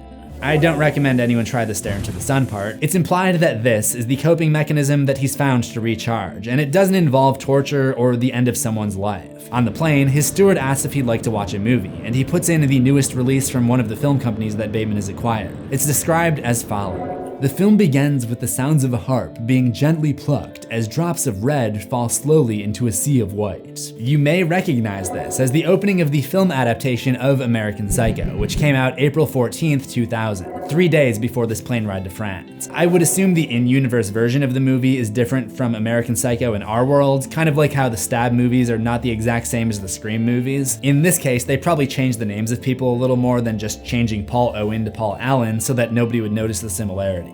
But then again, Bateman literally tried to confess his crimes at one point and nobody would believe him, so who knows, maybe they just left the names the same. I find it kind of fitting that Bateman ends up producing a movie about his adventures. Remember way back at the beginning of this video, I'm guessing that's like at least 2 hours ago, when I discussed Bret Easton Ellis's inspiration for writing American Psycho? When you get into Patrick Bateman, and obviously you're not writing autobiographically, I assume, Bret, about dismemberment and murder and so on. But American Psycho is my most autobiographical novel. Can you explain that? That's who I was. I've never come clean about whether I think Patrick Bateman committed the crimes or they were fantasies. And the book is completely open to interpretation. You can argue it either way about it. There are clues that say it didn't happen and he was fantasizing about this, and then there are other clues that suggest, well, hey, wait a minute, maybe he did do these things. But in terms of Patrick Bateman's loneliness and his alienation from the society he was a part of, I don't think I've ever written anything more autobiographical. So Ellis wrote American Psycho as a way to vent his confusing feelings into the character Patrick Bateman, and now Bateman has made an autobiographical movie where he does the same. The film would star Christian Bale as Patrick Bateman, Reese Witherspoon as Evelyn Williams, Jared Leto as Paul Allen, and Willem Dafoe as Detective Kimball. It looks like Christian Bale reprised his role as Bateman in 2005.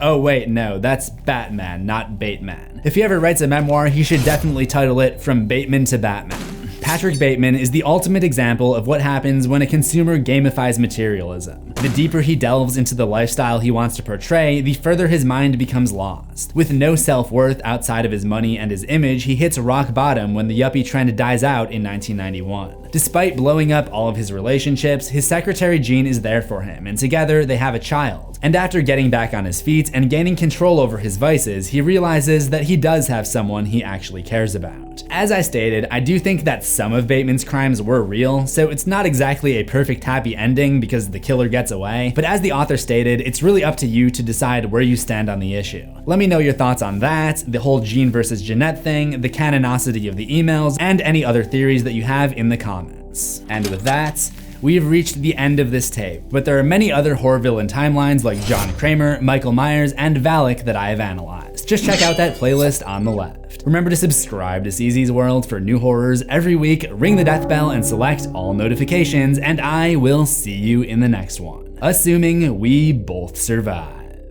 Now, if you'll excuse me, I've got to go return some videotapes.